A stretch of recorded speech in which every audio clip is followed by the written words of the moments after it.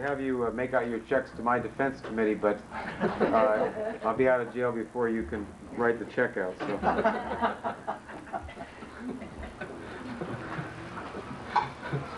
We had a meeting earlier today speaking to a media group on the question of, is the media biased? And particularly with particular reference to the Middle East.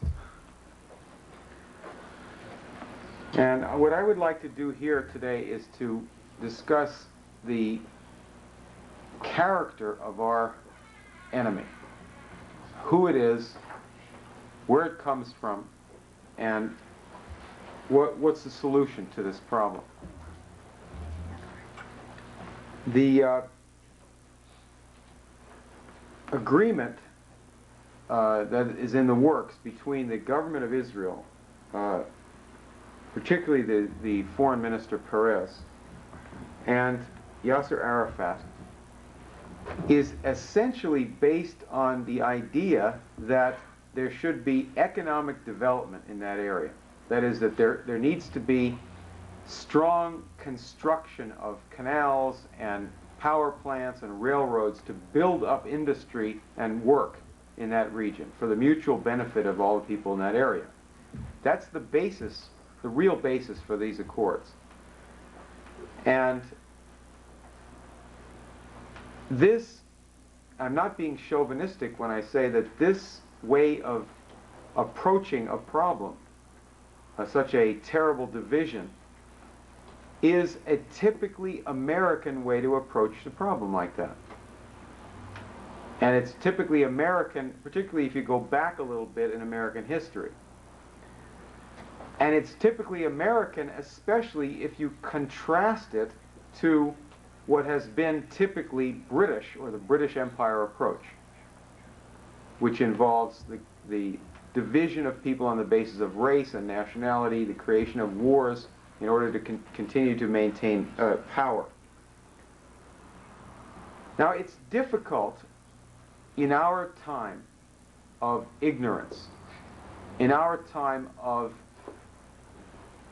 acceptance of ignorance as being some sort of natural thing. People don't know any history, they don't feel they need to know any history, they don't know any science, they don't feel they need to know any science. This is a catastrophe, this ignorance in our country.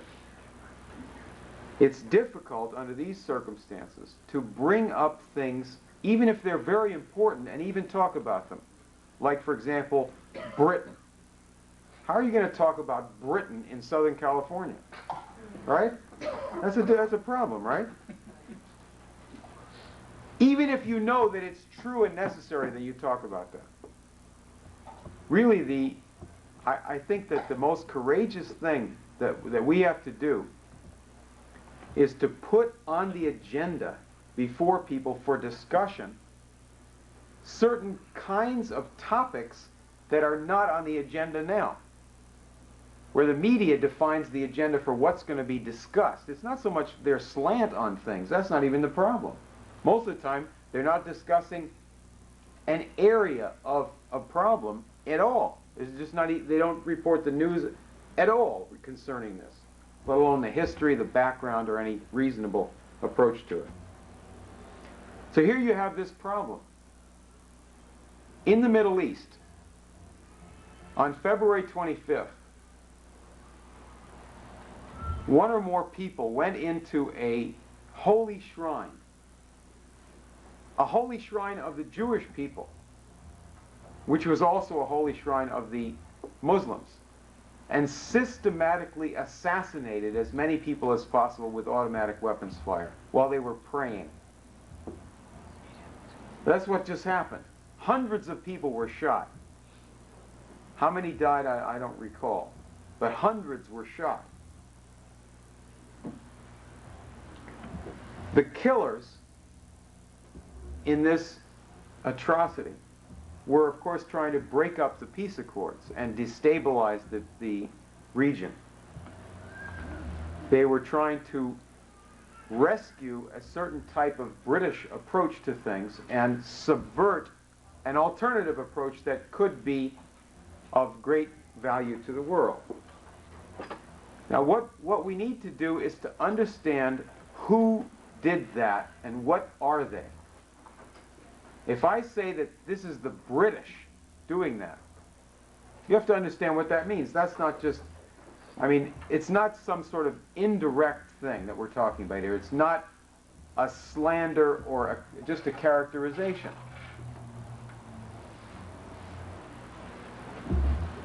In a sense, this is similar to, we published a book called Dope Incorporated.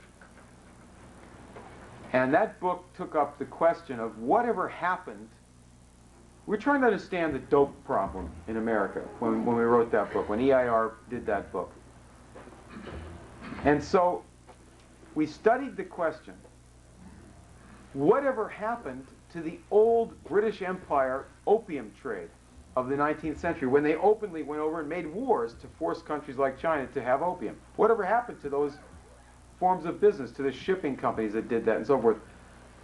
How did they leave that business and get into some other type, more legitimate business?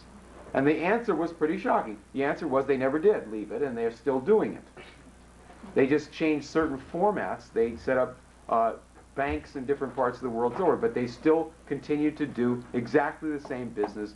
Certain new areas were opened up, cocaine and so forth. The same thing applies in this area, that you have a long-standing British involvement in the Middle East, which people know something about, and I'm going to get into that tonight, which never stopped. Even though the British Empire doesn't seem to be a big deal in the world, right? What's the British Empire after all? Nothing, right? Went out of existence, more or less. Not really. What's the International Monetary Fund? What are international bankers? What is the international media? I'm going to make a simple proposition on the killers at Hebron. There are two ways that you have to understand them. Number one, they are representatives of a British party. It's essentially British. And number two, they're gangsters. Now, by gangsters, I mean people who run dope, gun running, prostitution, robberies, murder, etc. And there's a political organization of this party within the Jewish community that includes people in very fancy suits. They go by the name of the Anti-Defamation League of B'nai Brith. And then there's people who wear the clothing of an FBI provocateur, like Meir Kahane, who organized terrorist parties in Brooklyn, and they're still sending guns and people over to Israel to blow the place up. But this is a single party. Now, this is of immense importance to us in many different ways. I'm going to write a word on the board here.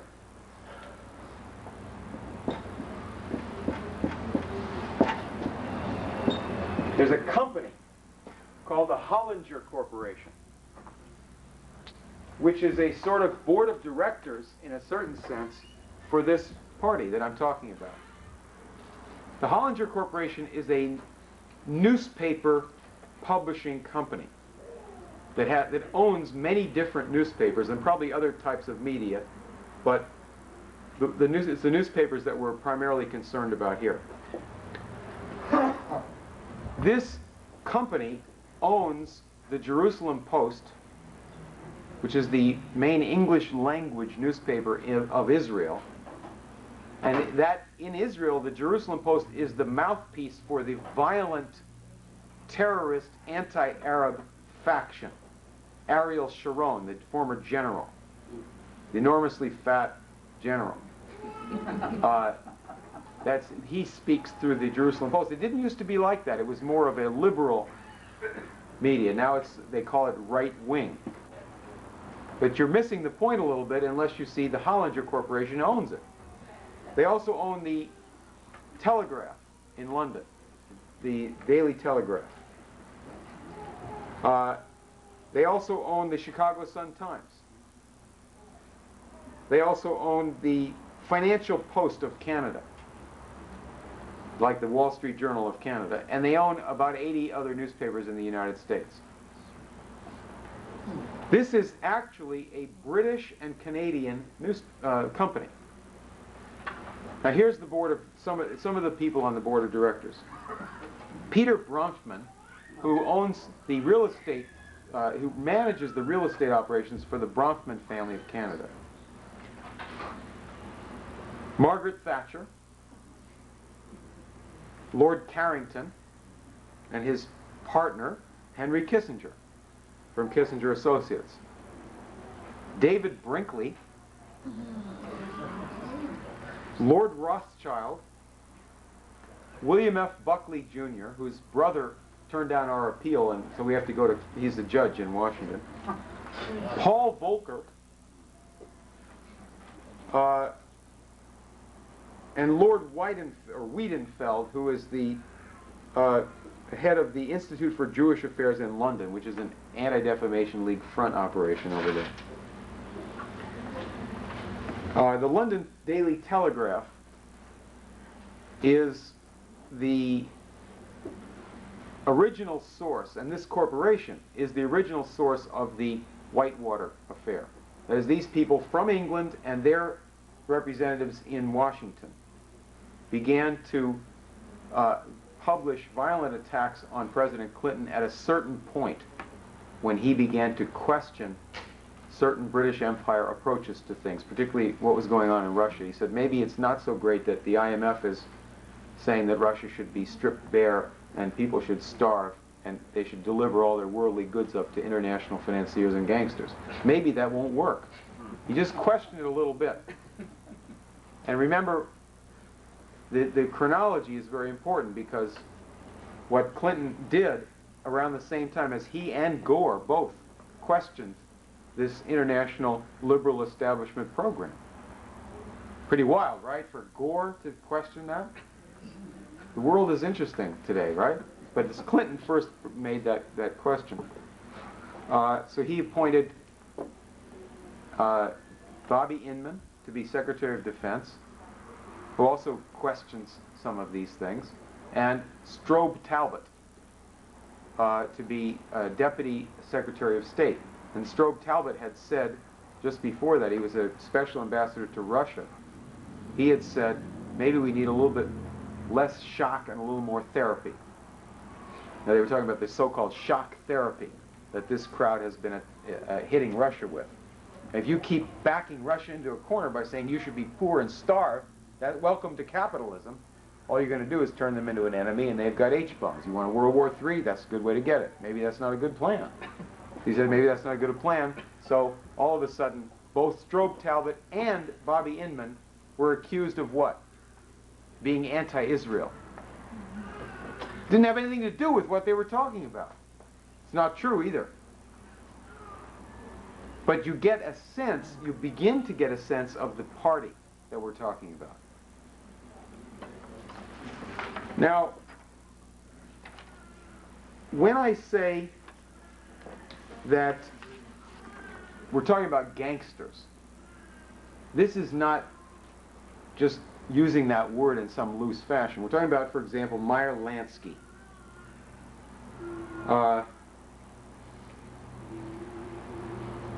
Who is Meyer Lansky? He's dead now, but who was he? He was considered the kingpin of he was the lead financier and organizer for organized crime in the United States. He was born in Poland, and there's a book out. In fact, I have this book right here.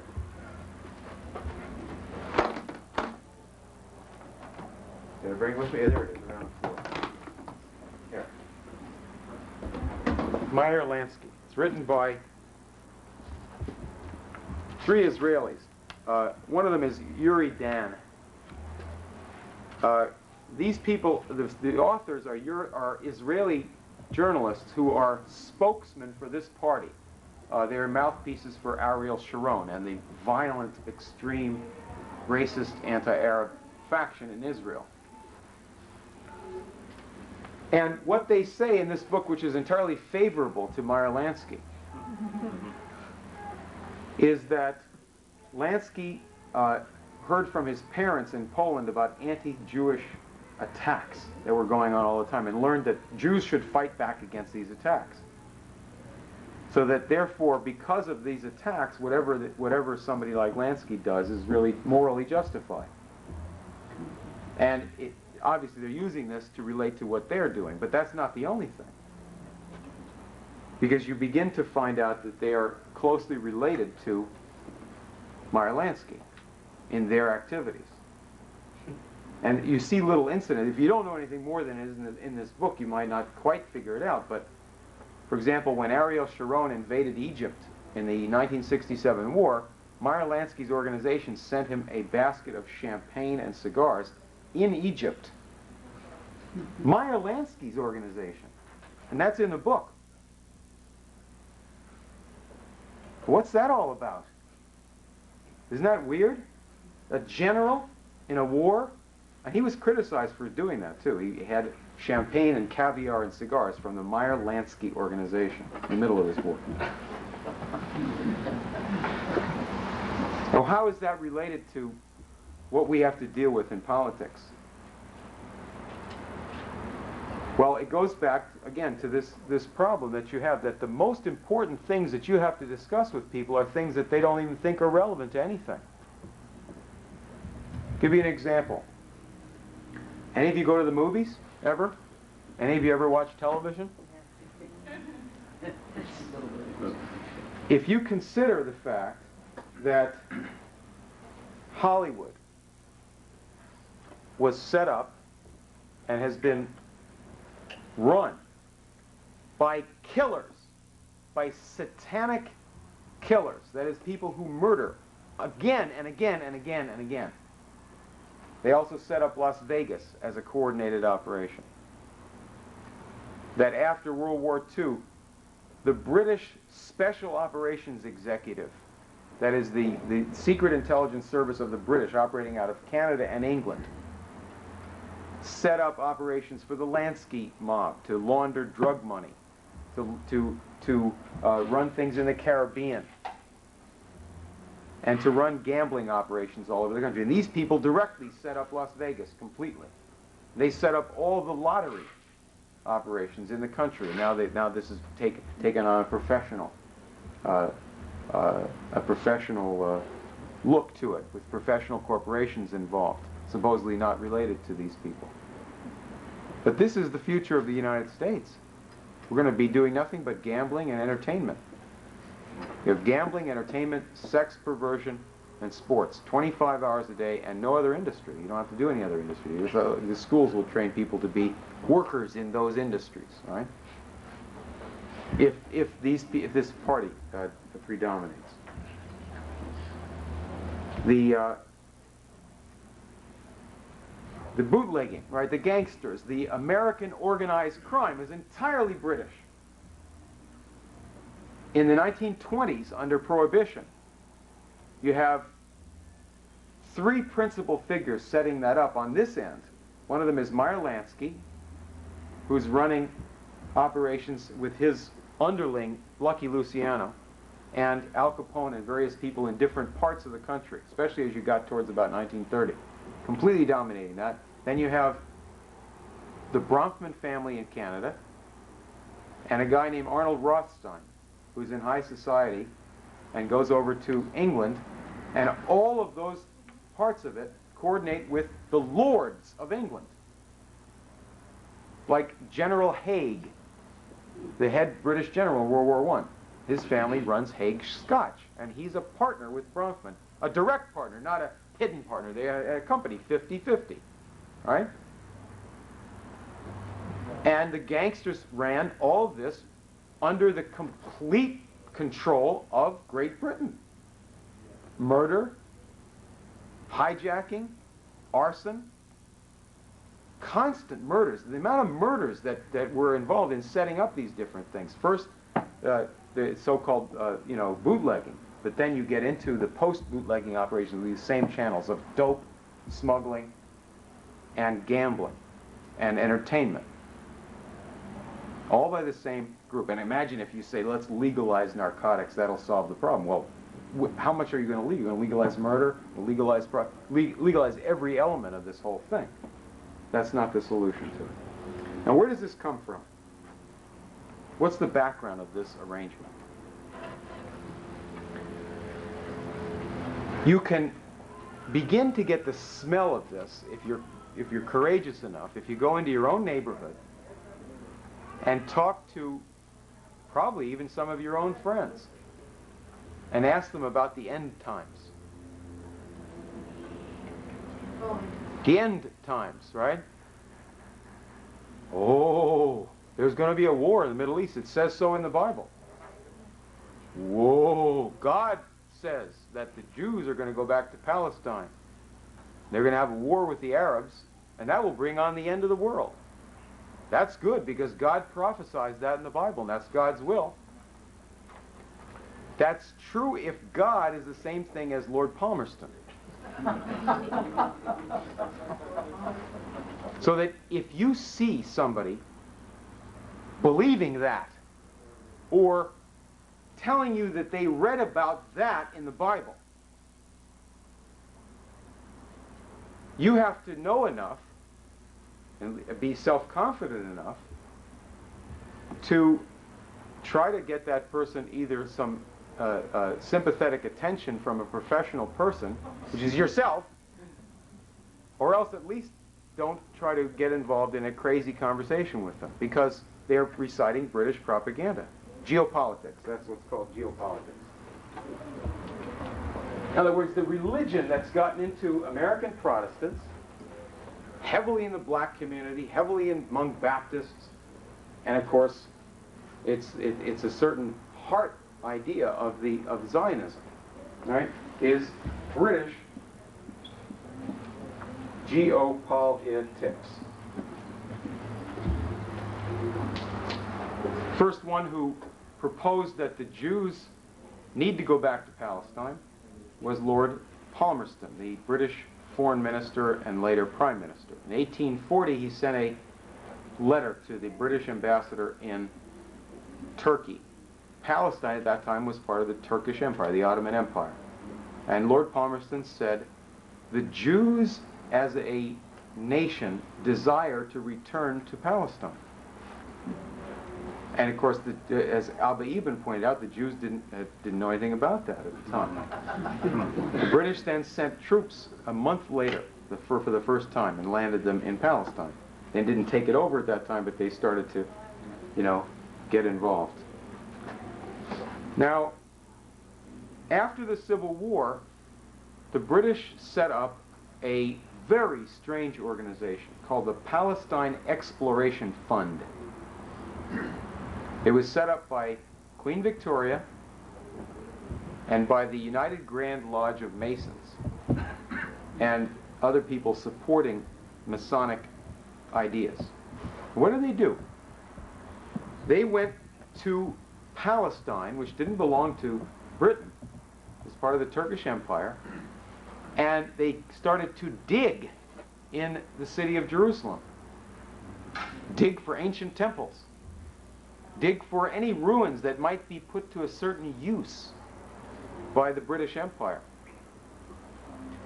The Masons talk about restoring the Temple of Solomon, and this is what Meir Kahane and some of these crackpots of the extreme wing in Israel talk about. We got to restore the Temple of Solomon. And then your so-called fundamentalists over here will say, yes, once that's restored, then we can have our end of the world. Right? End times. Oh boy. Why do they want to restore Solomon's temple? That wasn't the last temple. There were 3 temples. The last time it got closed down was the 3rd temple, not Solomon's. Solomon's was the 2nd. Why do they want to restore Solomon's temple? Because I think it might have to do with the fact that Solomon had more than God in his temple. He also had a few pagan gods in there, right? Read about that. Whatever it is, these guys from Britain went over there in the 1860s, 1870s, and dug way down. The leader of this, the head of the Palestine Exploration Fund, was a man named Sir Charles Warren, who wrote a book about his experience as the lead. He was an engineer in Her Majesty's Army. Wrote a book called Underground Jerusalem. Another book called The Temple or the Tomb. And he published a book in the 1870s about proposing the colonization of that section of the Ottoman Empire that the British called Palestine, in exchange for taking over Turkey's national debt, right? And he said, let this be done with the avowed intention of gradually introducing the Jew, pure and simple, who is eventually to occupy and govern this country. It is written over and over again in the Word of God. Israel are to return to their own land. It's a British Army guy saying this, right? Okay, so now, who is this fellow? This is Charles Warren. He goes back to England. He takes a few trips to South Africa, spends a number of years killing the natives down there and shooting some of the Dutch people. And then he goes back in 1886 to London, and he starts a new Masonic organization, and it's called the Quatuor Coronati Lodge. We still have this here now. Let's write this down for you specialists in the audience. Quatuor Coronati means the four crowned ones. This is a research lodge of the Freemasons, the British Freemasons. By the way, when I say Freemason, I mean British Freemasons, because as of this point in time in the world today, there's nothing but British Freemasonry. There's Prince Hall Black Freemasonry in America, which is very quiet and is intimidated by these other guys. But among white people on the whole planet, with a minor exception in France, don't say Freemasonry, say British Freemasonry, okay? It's British. Anyway, this is a special lodge they set up. This guy was the head of it. He had another job at the same time. He was police commissioner in London. And it just happened at that time that the royal family had a little problem. The grandson of the Queen married the wrong person, see? And they wanted to cover that up, and she was hustled off to an insane asylum, and all the witnesses were killed. Cut up with Masonic signs all over them. And they said, oh, it's a lone assassin named Jack the Ripper. And it was nice to have a police commissioner who was also the head of this lodge, Quatuor Coronati. Also, they had the assistant coroner who's in the same little group. And he lost his job because there was a big uproar about that, but so what? He helped the royal family out, you know. This lodge went on to do very interesting things. They produced some new groups in the world. You've heard about some of these groups. One group that they controlled was called the Theosophists. Another group that they controlled was called Astrology. Astrology had been ended in Europe possibly hundreds of years before. There was some little bits of astrology that would float through France, etc., etc. But at least for 100 years, or much more than that, it was dead in France and Germany. And in the 1890s, the British reintroduced it into Germany and France. Why would they do that? Geopolitics. And these guys write about how they did it and how proud they are of introducing superstition into Europe. There was a group called the Order, capital O, Order of the Golden Dawn, that was organized by this little group in England, this research lodge, and who are the founders and promoters of Zionism also, right, in the sense of having actually undertaken this as a project. This group was later run by Aleister Crowley, is a pretty famous Satanist who came to Hollywood and helped start Hollywood early in this century. There was another, these guys were running Freemasonic and various occultist things in Turkey to shake things up in Turkey and prepare the way for the Messiah? I doubt it. Right? Prepare the way for British geopolitical games and control the route to India and so forth, right? It's a very strategic area, Israel, right? Palestine. Right between Europe, Asia, and Africa. So they had in Turkey all of these crazy false Muslim groups based on the Sufi tradition, run by the British. The B'nai Brith was there in great depth, run by the British. There was a guy who went down there to Turkey from Germany and became involved with these British organizations, became a Turkish Freemason there and astrologer named Sabattendorf. I don't know if I've spelled it correctly, but he became famous later. He went back to Germany and founded another suborder of this thing called the Thule Society, which is the people who taught Adolf Hitler about the occult. All run by the British. Houston Stewart Chamberlain was there living in southern Germany and promoting, he married Wagner's daughter and was promoting Nazism for the British. All right, so this is what they were doing. Now, the chief Zionist in the period right after this, before you actually got somebody doing something about Zionism, was a man named Lawrence Oliphant. A very strange man who was in and out of America as a spy for the British. And he wrote a letter to the Foreign Secretary of England. Now this will get you right to your neighbor's problem. The end times? This is what he said.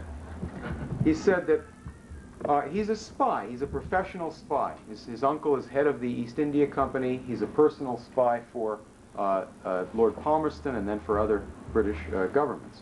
He came here and helped the Confederacy to try to break up the United States. He was all over the world doing these various revolutions and stuff. So he wrote to the Foreign Minister of England. He said that we have to set up a Palestine Development Company as the precursor for a Jewish state. This guy's not Jewish, right? He's a British aristocrat.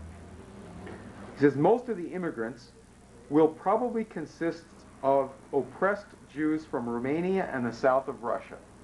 He's writing this in 1878. He says, financing of this will be easy. Quote, any amount of money can be raised upon it owing to the belief which people have that they would be fulfilling prophecy and bringing on the end of the world. I don't know why they are so anxious for the latter event, but it makes the commercial speculation easy, as it is a combination of the financial and sentimental elements which will, I think, ensure success. And you thought that was your religion or your neighbor's religion. You didn't realize that it was this cheap operation by a bunch of British lunatics, right? Who say God said it. Isn't that amazing? Because they attribute a mass murder plan to God. And people buy it all over the place.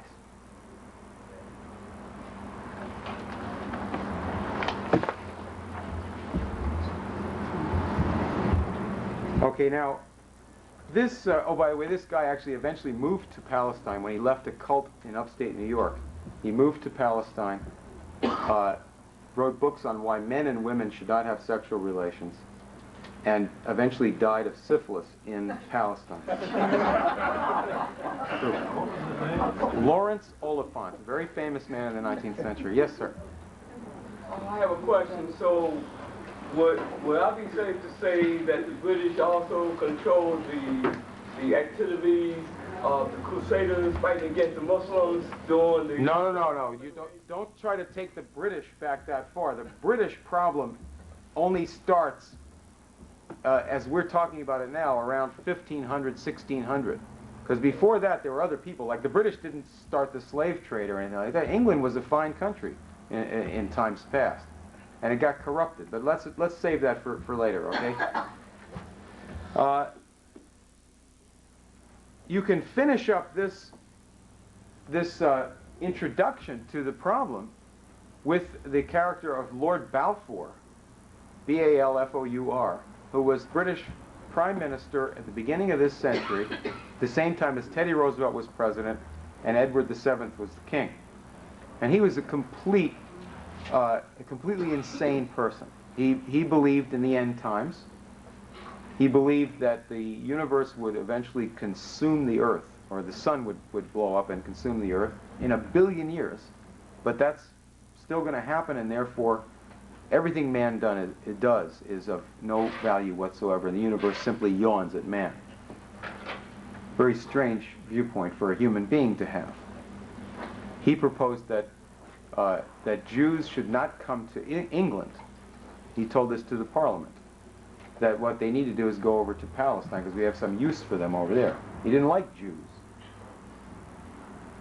And then later on, when he was foreign minister in 1917, he was the one who made the famous declaration, the Balfour Declaration, saying the British Empire will look favorably on having Palestine as a homeland for the Jews.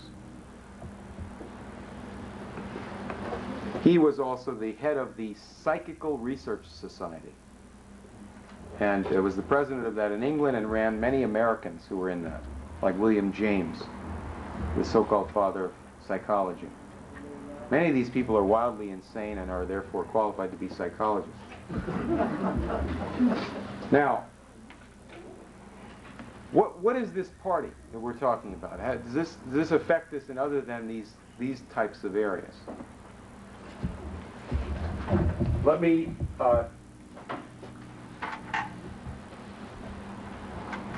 bring up some California problems. In 1974, 5, 6, I forget what year, there was a young student at Stanford University. He was 19 years old. He was from North Dakota. His name was Bruce Perry. And he had a lovely young wife, 19 years old, also from North Dakota. She's also a student at Stanford, and they're living in student housing for married couples.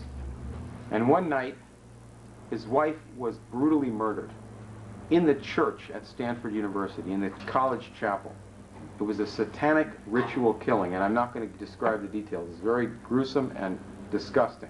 And the body was arranged in a ritual fashion and so forth. Everybody was totally shocked. The police went to this guy's house or apartment to inform him about the murder. He comes to the door and he's covered with blood. He said it was a nosebleed. And when they tested the blood, supposedly it was not his wife's blood type. The murder was never solved.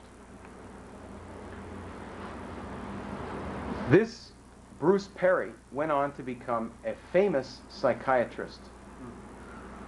He is the head of the Baylor University Medical Psychiatric Operations in Texas. He is a national spokesman for the theory that there is no such thing as satanic ritual crimes. Now, this is extremely perturbing, not only because of what happened to him, but because the murder of his wife became perhaps the most famous satanic crime in American history, because it was the opening scene in a book called The Ultimate Evil, written by Maury Terry.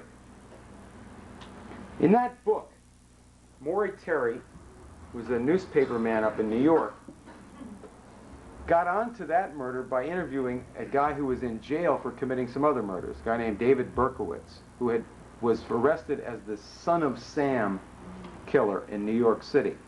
He'd supposedly killed a bunch of people in New York for no reason. He supposedly told the press, there's an evil dog who told me to do this. Well, then when they got into interviewing him, he said, well, actually, I took the fall for this group that I'm in. It's called the Process Church of the Final Judgment. The Process - Church of the Final Judgment. And he said, he told Moritario, by the way, this woman Arliss Perry was killed by people when in this cult, when she interfered with what they were doing. And Charles Manson was in it too. And his whole ideology comes from this. Now, what is this thing? This is a British group that came over from England to America in the 1960s, and it's still around. Headquartered now in Canada. But this was a satanic cult. And this guy, Bruce Perry, whose wife was killed by them, is now a lecturer for the Cult Awareness Network. And he spoke at their November conference in Minnesota as an expert on what happened at Waco, Texas. The reason he knew all about that was that the FBI hired him as their expert on David Koresh, because he is an expert on on sex crimes against children. He has experience with that, huh? Yeah, he has a lot of experience in this field of some type. I don't say anything about what happened to him. I don't know. Was he in on his wife's murder? I don't say that. I just know that he's now protecting those who killed his wife.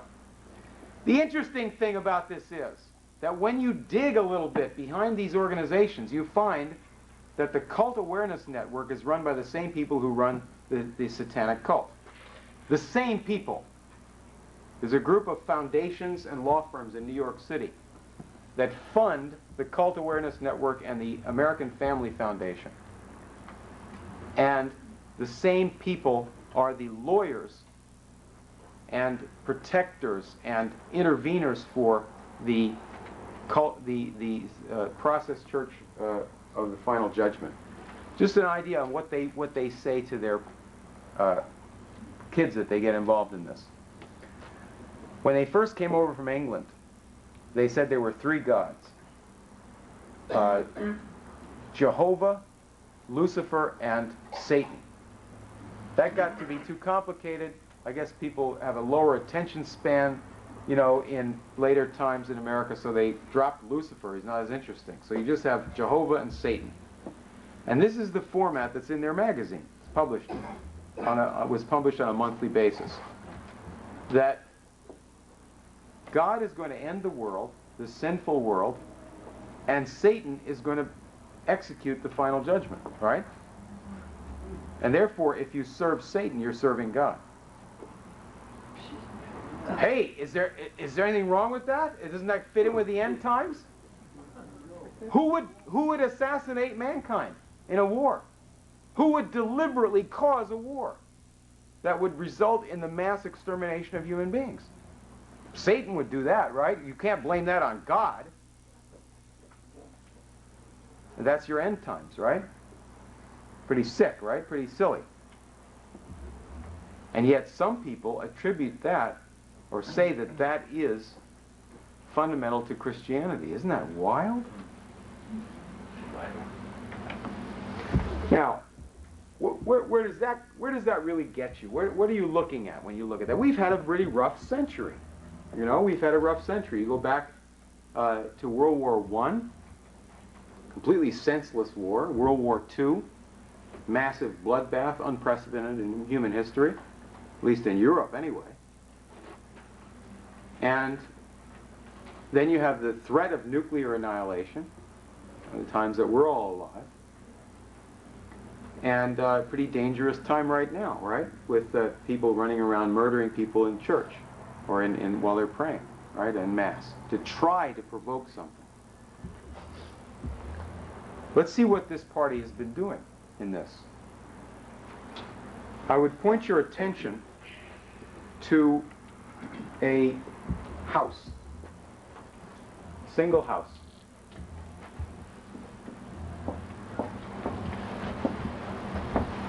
It goes by the name of Thorpe Lodge. This is a house in England. And a gentleman named Peregrine Worsthorne grew up there. A gentleman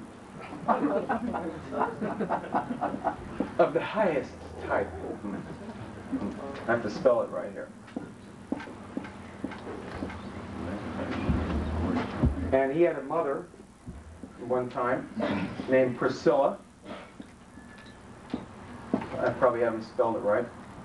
She married a man who became Peregrine Worsthorne's stepfather, a guy named Montague Norman.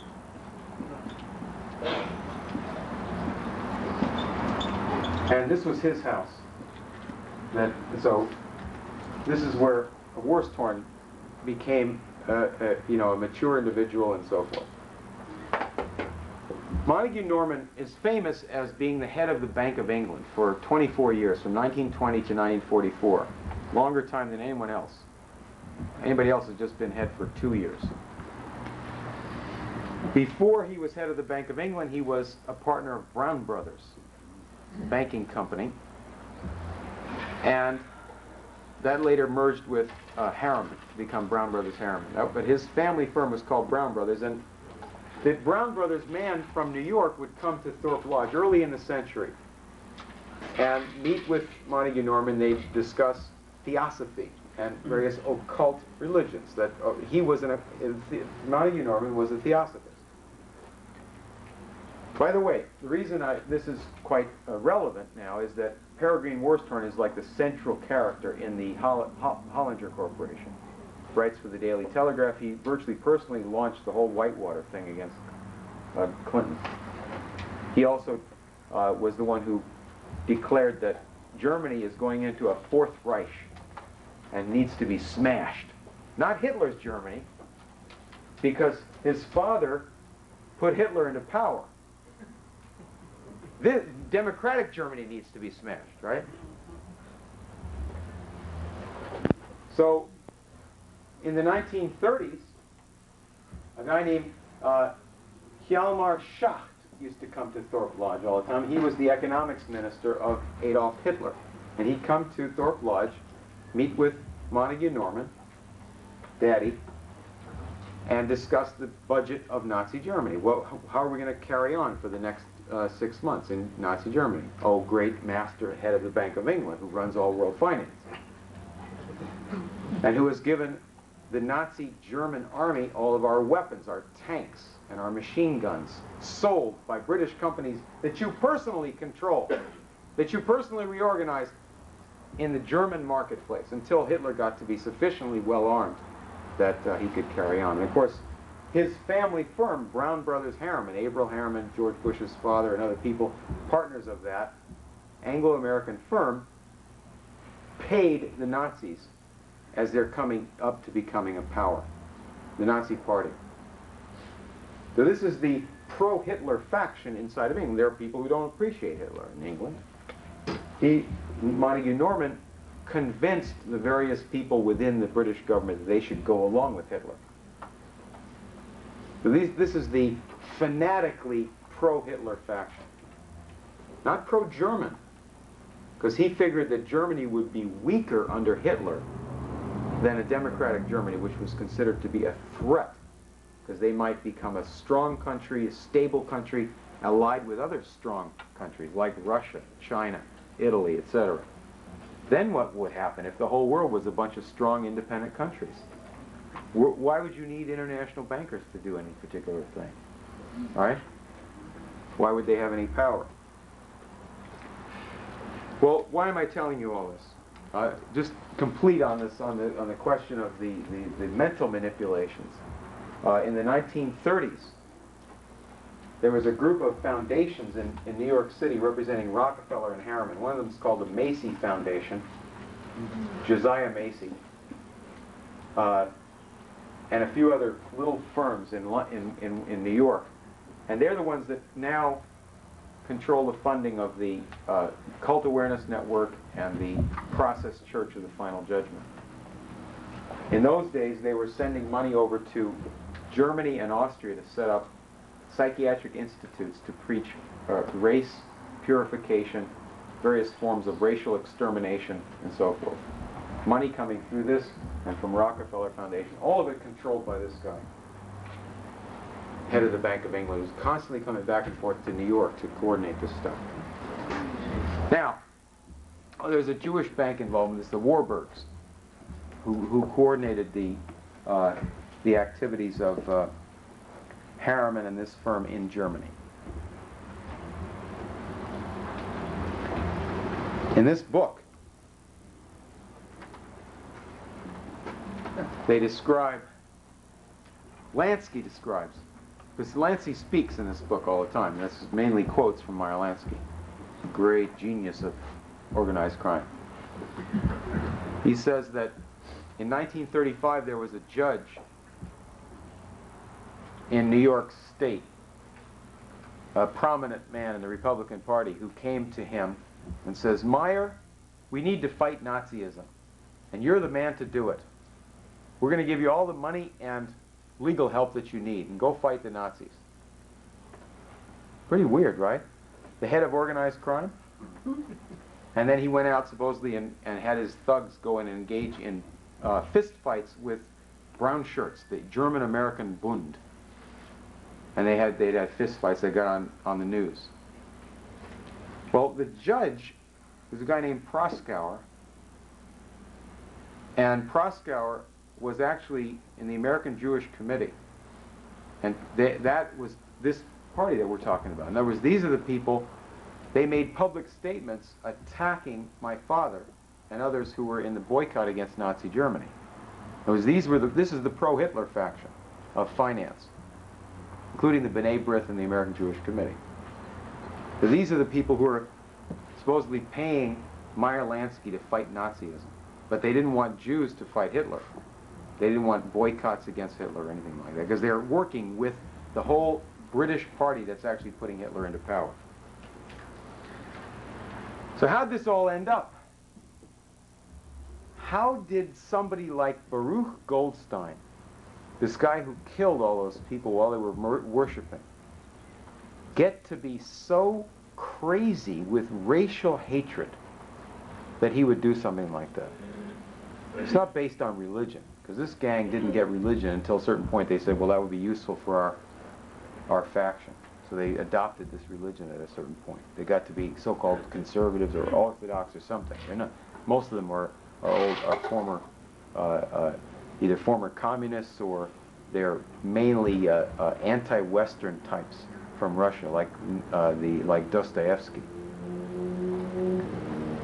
Well, what happened is at the end of World War II, there was a certain kind of a project to make people as crazy as possible about what had just happened in World War II. And there was a final meeting at Thorpe Lodge. Now remember, Montague Norman was a theosophist, the principal architect of the Hitler regime, and in fact of the psychiatry that was practiced under Hitler, where they started killing people and training murderers. These were psychiatrists that were coordinated by Anglo-American people. At the end of the war, they had a meeting at Thorpe Lodge to set up what was called the World Federation for Mental Health. The most insane people that had ever walked the face of the earth, right? They set this thing up, and that's what they did there in 1948 is the basis for all mental health and psychiatric organizations today on this planet. One of the meetings they had there was a meeting on the subject of guilt and how to manipulate guilt, how to use guilt. They had a specific session on German collective guilt. And off of that, they published a book called The Authoritarian Personality. That was published by Proskauer and the American Jewish Committee.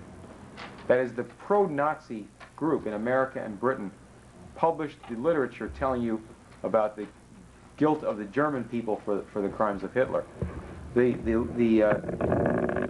keynote speaker at that conference on German collective guilt was Margaret Mead. And the chairman of the meeting was the head of the Scottish Rite of Freemasonry's Insanity Project on insanity run by Scottish Rite psychiatrists. He's over from America. So this is a bunch of British ghouls, and they're American hangers-on. They had Carl Jung was a vice president of this Congress. Freud's daughter, Anna Freud, was a vice president. All the leading British people in the eugenics movement, and all the leading British people dealing with building up the Soviet Union, because right after the end of World War II, they didn't have Hitler anymore, so they had to have some new dictatorship in Europe, so Europe wouldn't be republic-oriented, so they brought in communism into half of Europe.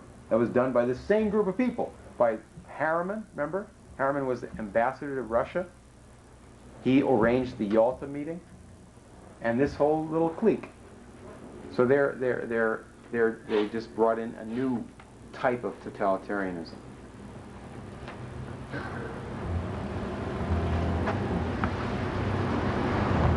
Now, what we need, instead of this party running the world or running these terrifying games in the world, is what I said at the beginning was the American approach to these things.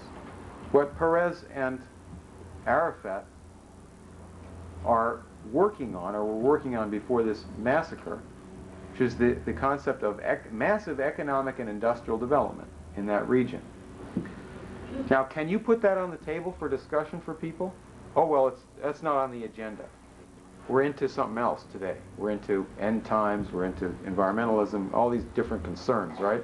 Not the American system of economics of the 19th century. Who ever heard of that? Well, I'll give you a hint. Who heard of it? The Irish heard of it. There was a man named Arthur Griffith, who was the head of the Sinn Féin party, the Irish Nationalist Party, in 1920. And he died about 1922, I think, but he was actually president of Ireland for a little while. He was a real fighter.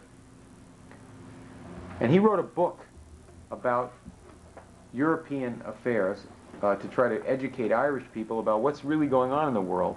And he said in this book, in our century now, he said that Henry Carey, who was Abraham Lincoln's economics teacher, created the modern American nation. And that Friedrich List, who was a friend of Carey and was involved with very obscure types, Friedrich List, a German, created modern Germany. This is this Irish leader in 1920. He also said that the British ran the French Revolution. Not the Illuminati, the British. Don't give me any Illuminati. How come the Illuminati didn't overthrow the British government if they're so interested in overthrowing governments and being communists and so forth? And he said that the British Secret Service paid the Free Trade Party in every country in the world to say their nonsense about free trade. The British prohibited imports of manufactured goods into England and dumped their trash on other countries to sell it and undermine their manufacturing in every other country while preaching free trade. Until at a certain point in the middle of the last century, certain countries in Europe wouldn't buy it. And so the British had to change the law in England just enough to convince the other people that free trade was on the agenda. And a lot of other things this Irish guy's writing about in our century. His name again, please? Arthur Griffith. You can find him in the Encyclopedia Britannica, but they won't write what he said. They'll just tell you that he existed and he was famous and president and so on and so forth. But gosh, people as long, not so long ago as 1920, still knew about these things. People in America today know something about the British. For example, they know that there are people in America called Anglophiles. And they have some pretty bad attitudes about things, race attitudes or aristocratic attitudes or anti-Christian attitudes or what have you. They don't necessarily put the one and the two together. They don't know today what people knew in the 19th century, or even if they see it, they don't want it to register because they say, well, how could I tell anybody else about this? So I read it and I forget about it. A simple fact that was known in the 19th century, that Adam Smith, the original of Michael Milken, who said that economics is just about getting rich. And that's all there is to it. You set up your system so that people can get rich who are able to, and that'll work out for the best. And that's all economics is about.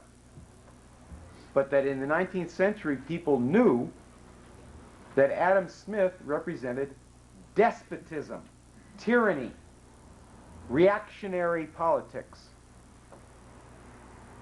oligarchism, force, British Navy bombarding ports of people and so forth and setting cities on fire like in China and so forth. That's what was known and understood in the 19th century, and that freedom had to do with having your own powerful government. Your government. Not owned by some foreign bank or some foreign power, but owned by your people, and it has its own bank, for example, like the Bank of the United States set up by Alexander Hamilton. This kind of an idea in opposition to the British satanic idea about what man is all about was understood in the 19th century, and it's forgotten about or excused from the memory today. So I would propose, now finally to conclude here, and then I'd like to have an interchange here, I would propose that the solution to this problem of the end times is not to destroy the world and to destroy mankind, as some people think God wants to do. Wrongly, because it's the British Empire that wants to do that, or that wants to talk about that. But rather, that we should do what God did at Sodom and Gomorrah, which is finish off this end times party. What party? The end times party, the people who are preaching the extermination of mankind. This gang, like this guy Baruch Goldstein, like Henry Kissinger, like Lord Carrington, like Lady Thatcher, like George Bush. This is a party, Meyer Lansky party, the people who set up Hollywood. Hollywood as an institution, and this party of gangsters. You have to count the number of bodies, dead bodies, piled up by the hundreds in the establishment of Hollywood and of Las Vegas, and of what is being proposed to you for your future by this party. I would say instead that we go back, take a trip to Israel sometime, and you'll see by the Dead Sea,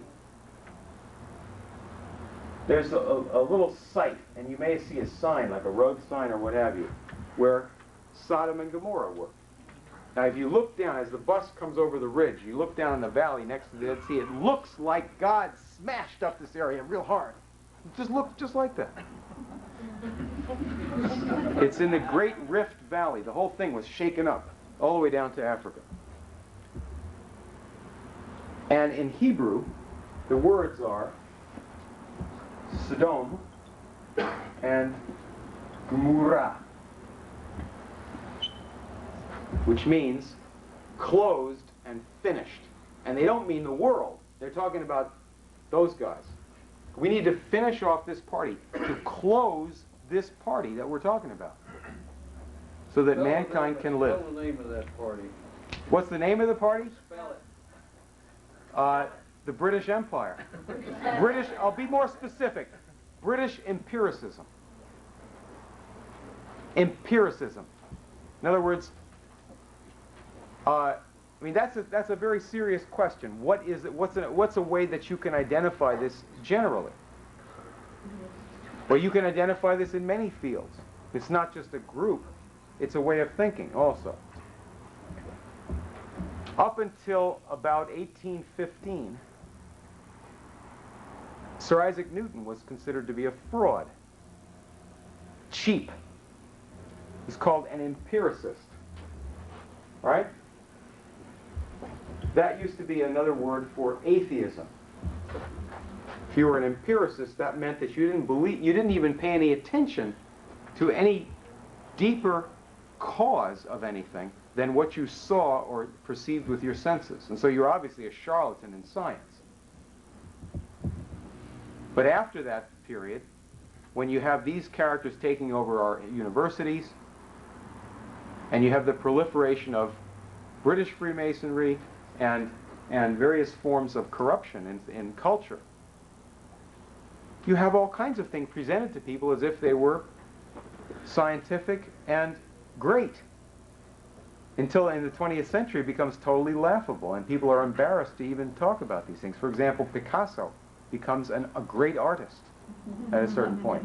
He actually was a decent second-rate artist at a certain young age, and then he started making these crazy things on the paper and was promoted by these guys, these oligarchs, these British characters. It's music the same way. Do you ever hear so-called modern serious music? Completely insane, deliberately insulting to the human mind, to human emotions, so forth. And they say it as if it were the same category of event as Beethoven. Not to speak of, you know, satanic rock music. In every field, particularly in physical science, in the sciences of physics and other areas, completely degenerate, laughable activities in the 20th century are promoted as if they were serious. And then, of course, you have the British empiricist line that's drawn that says that science and religion must be always separated from one another, whereas the classical scientists, the ones who made all the great discoveries, were always deeply religious people. So, British empiricism, this way of saying that you should take a cheap view of the world. Life is cheap. Labor should be cheap.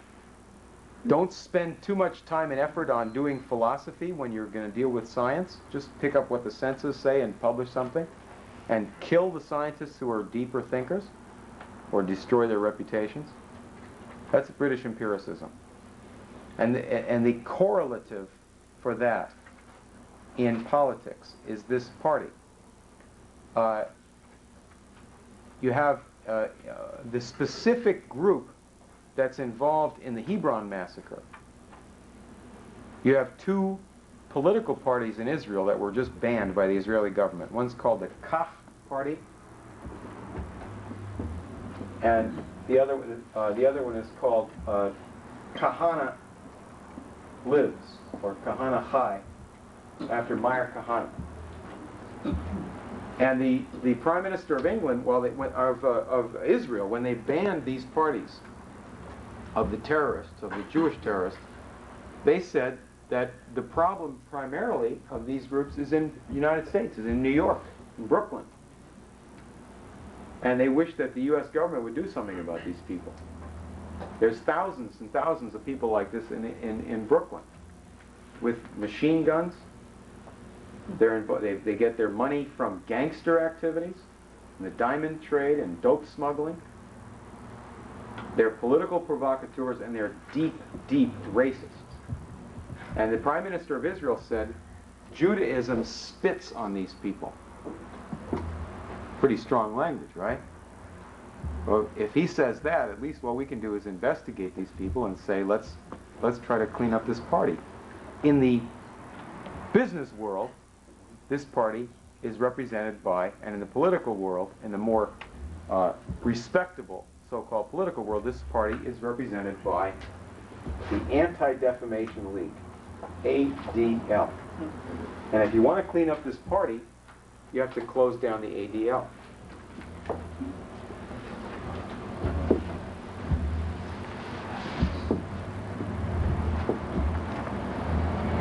Yes? So are you saying that these secret societies have been creating these institutions all over the world to create illusions, to mislead man on a global basis, to keep different people fighting each other instead of looking at the real source? No, I'm not saying that at all. I'm saying something much more specific than that. What you just said is what you can pick up from 1,000 different conspiracy buffs, 1,000 different little newspapers, 1,000 different Freemasonic organizations, most of them who are doing exactly what we're talking about. What I say is the following, that for the last 500 years, we'll just limit it to that, there are two opposing ways of looking at mankind and two opposing ways of organizing the affairs of the people. One way is most strongly exemplified by the British Empire. They do things in one way. The other way is the American Revolution and the Union side in the Civil War. Everything that you have been taught in recent times is to try to avoid looking at the world that way. The British Empire, at the time of the American Revolution, what kind of business were they in? What did they do? What was their economic activity of the British Empire? Trade. They were trade. They talked about trade. They had ships that would bring things from one place to another. They were also in the insurance business. What did they sell? Well, one thing that they sold was slaves, black slaves. They had a company called the Royal African Company. It was founded by the Duke of York, and they used to brand the slaves D.Y. They also got into opium sales, and that became bigger later on. But they were doing that already at the time of the American Revolution. They would also corner the market in certain commodities and take them from somebody cheap and sell them at a higher price somewhere else by somehow rigging something the best that they could. And that was their whole mode of operations. In other words, forms of criminal activities. Now, sometimes today, you'll get some crackpot who will say, you can't judge people in those days by today's standards. Why not? Today's standards are a lot worse than they were then. What are you talking about? These guys run the place now more than they did then. At least then we had a fight against that. Because in those days, they were looked on as criminal. Nobody ever thought the slave trade was a decent thing to do. It was a criminal activity. Everybody knew that. That was one side. Now, I want this to be crystal clear so there's no way to escape from it, okay? There was a revolution against that in the colonies. Who were the leaders of that revolution? Well, according to the communists, according to Jefferson Davis, and according to the British, all three of whom say exactly the same thing, the leaders of the American Revolution were a bunch of slave owners and slave traders, right? All of the Southern secessionists, the Communist Party, and the British Empire all say exactly the same thing.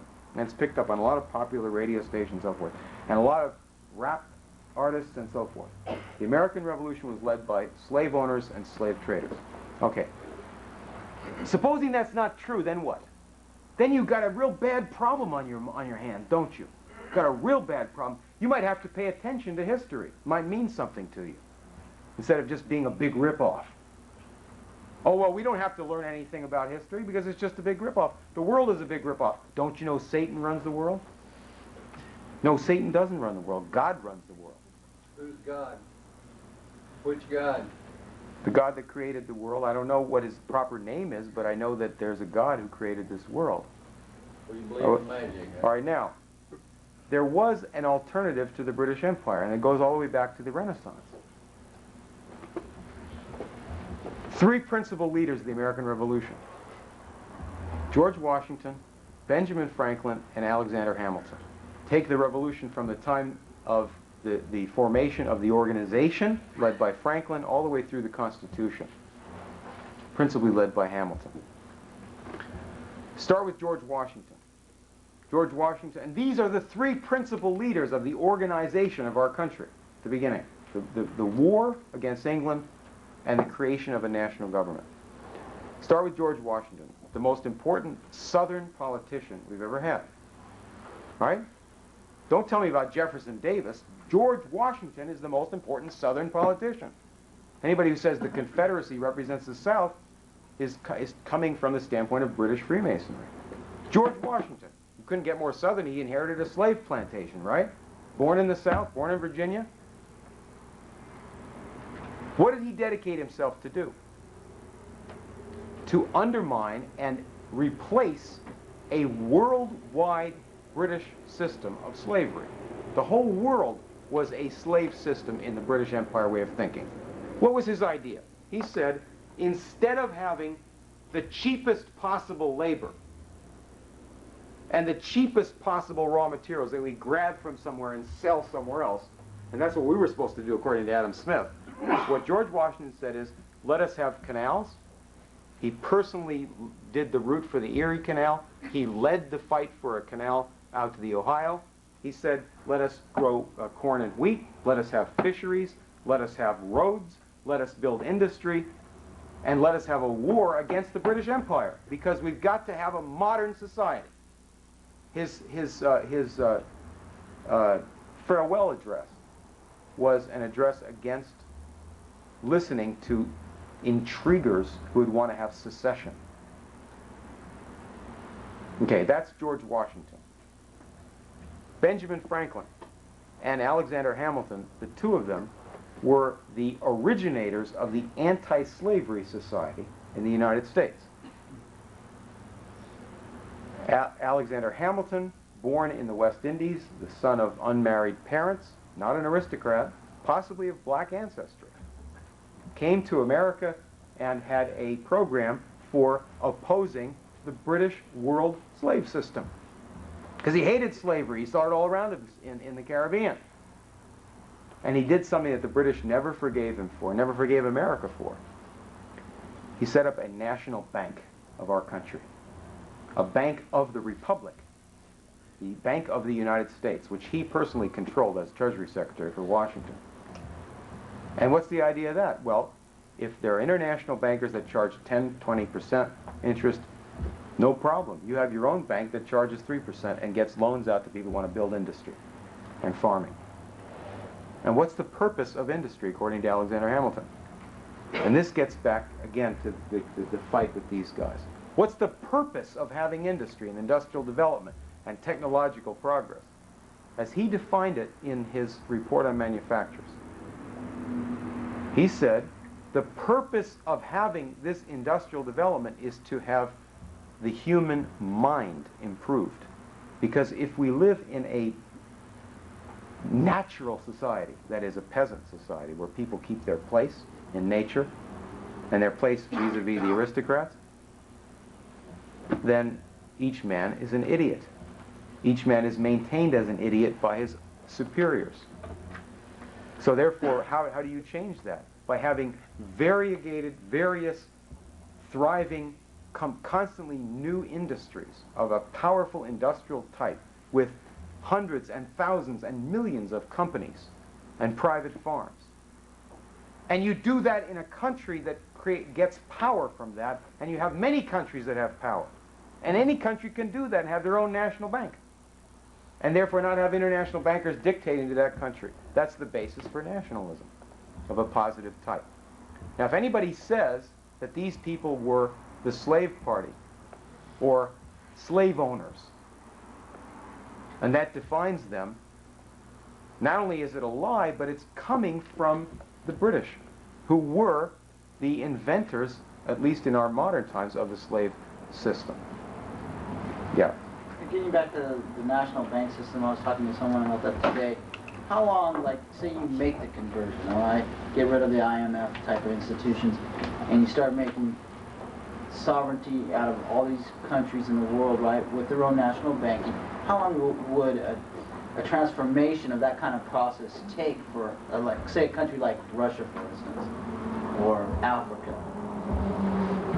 If you wanted to implement that after, you know, people accepted it and said, well, now let's do this national banking for Africa. Well, LaRouche had a question similar to that at the conference in Virginia, right after he got out of jail. He said, supposing I were elected president, I wouldn't have to even take office, and half of this would be accomplished. Because people all over the world are sitting there with wet diapers, fearing what's going to happen to them if they take action that they should take to defend their country. People are getting assassinated and having their governments overthrown just about every day for trying to do something for their own country. I'll give you an example. Somalia, that we sent our troops there to help feed people. If we had just not had the IMF there overthrowing their government when they tried to oppose the IMF, when they tried to build some dams or have some nationalist program, that would have been helpful to start with. In other words, you have nation after nation trying to take an initiative. Nigeria is taking initiatives now. Sudan is taking initiatives now. They're being hit. You can read this in the Los Angeles Times. Read about Sudan. I'm sure you'll find this in your local paper. I haven't read it, but I know you'll find it there. Right? The Sudanese are violating human rights. All right? Well, what are they doing? Well, they had Helga Zepp LaRouche there speaking, addressing a conference. That's a big violation of human rights right there, obviously, right? Malaysia. This is a terrible violator of human rights. Right? They have a harsh, feudalistic dictatorship. They also have all the national leaders subscribe to EIR. That's a terrible violation of human rights right there. Russia.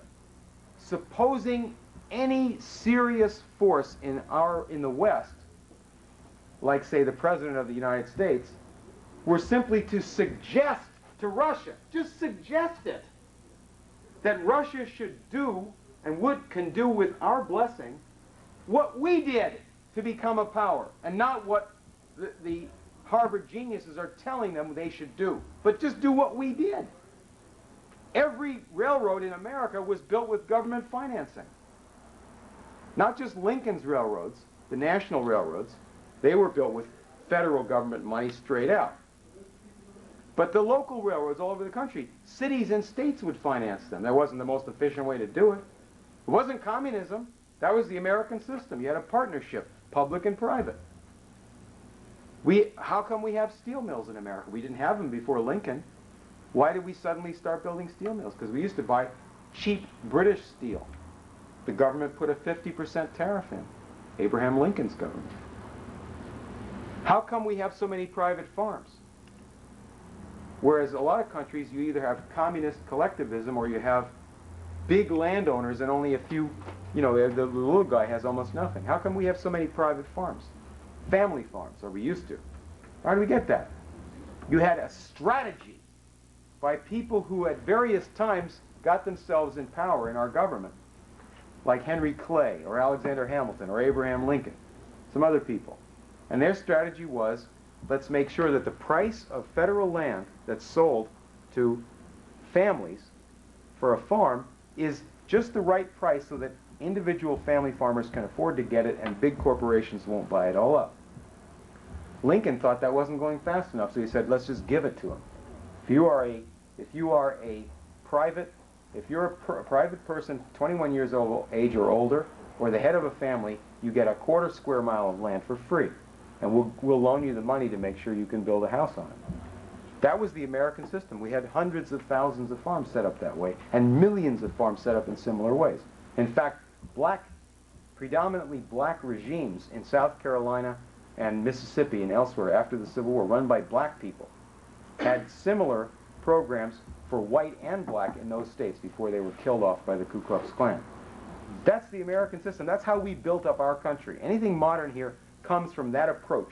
We tried to do some of that in the 20th century too. We had the TVA, we had the Kennedy space program, we have public airports and so forth and so on. Not communism, but the government has a certain role to play. Your nation has a certain role to play. It's the idea of a nation.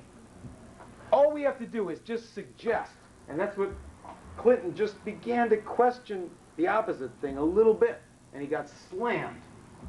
And all the Republicans jump on the bandwagon, right? But if you have this proposal on the table, as LaRouche has been making ever since, right? Going back to 1975 when he went to Iraq.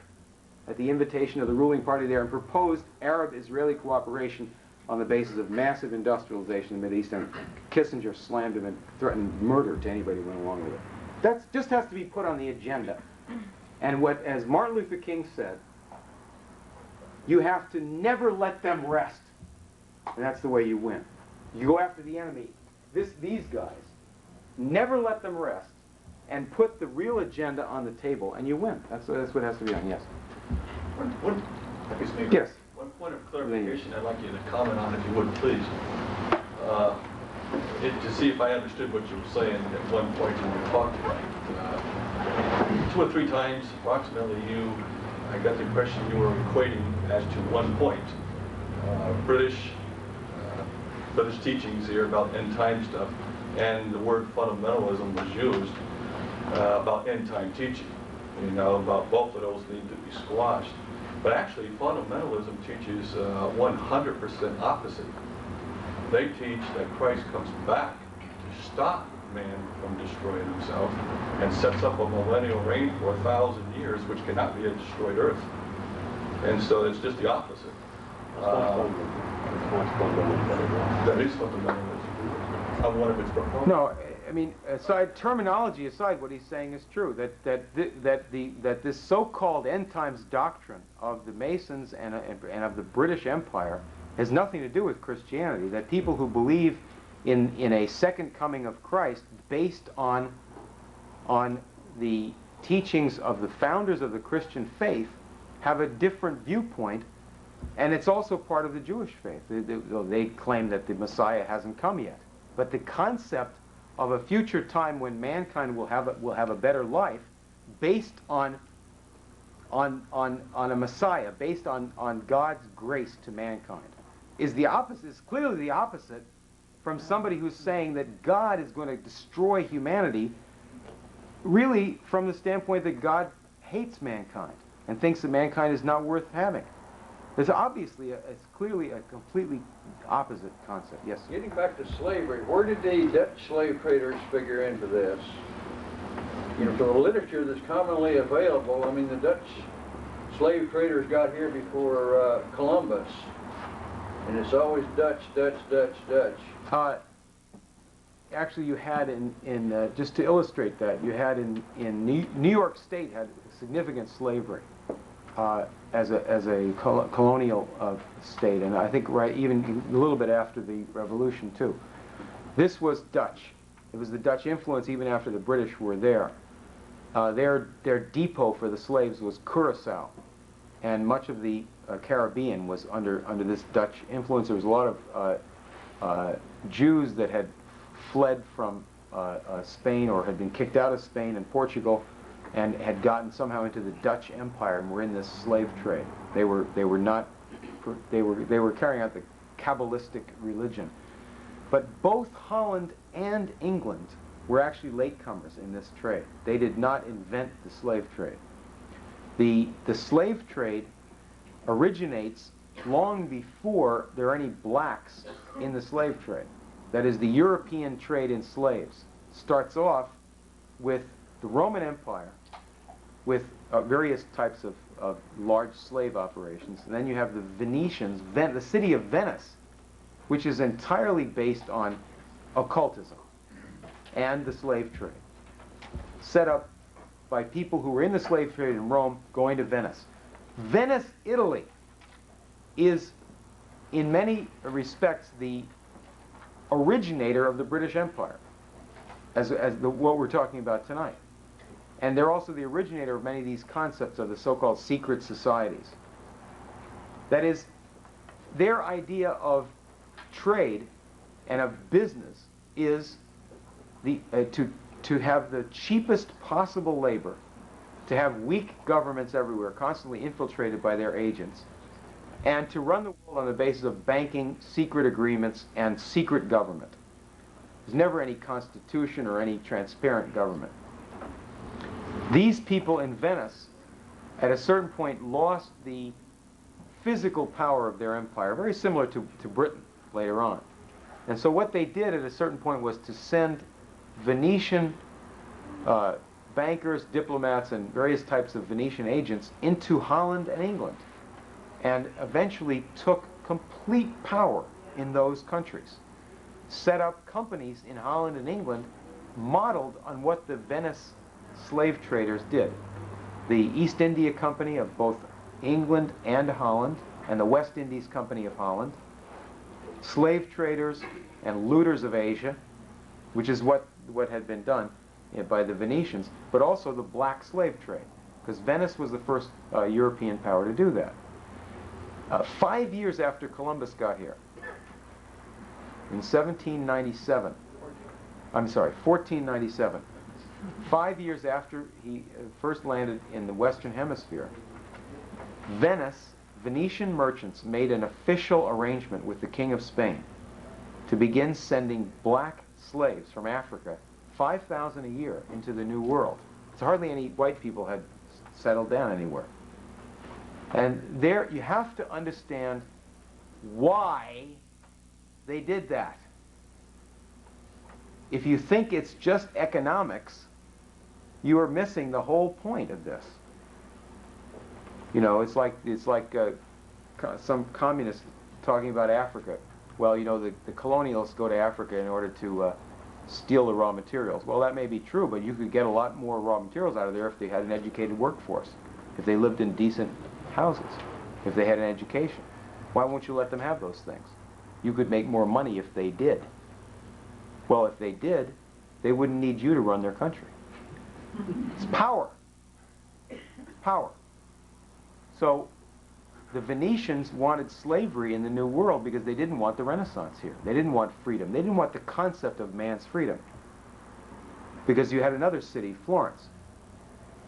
That's the originator of many of our concepts of government.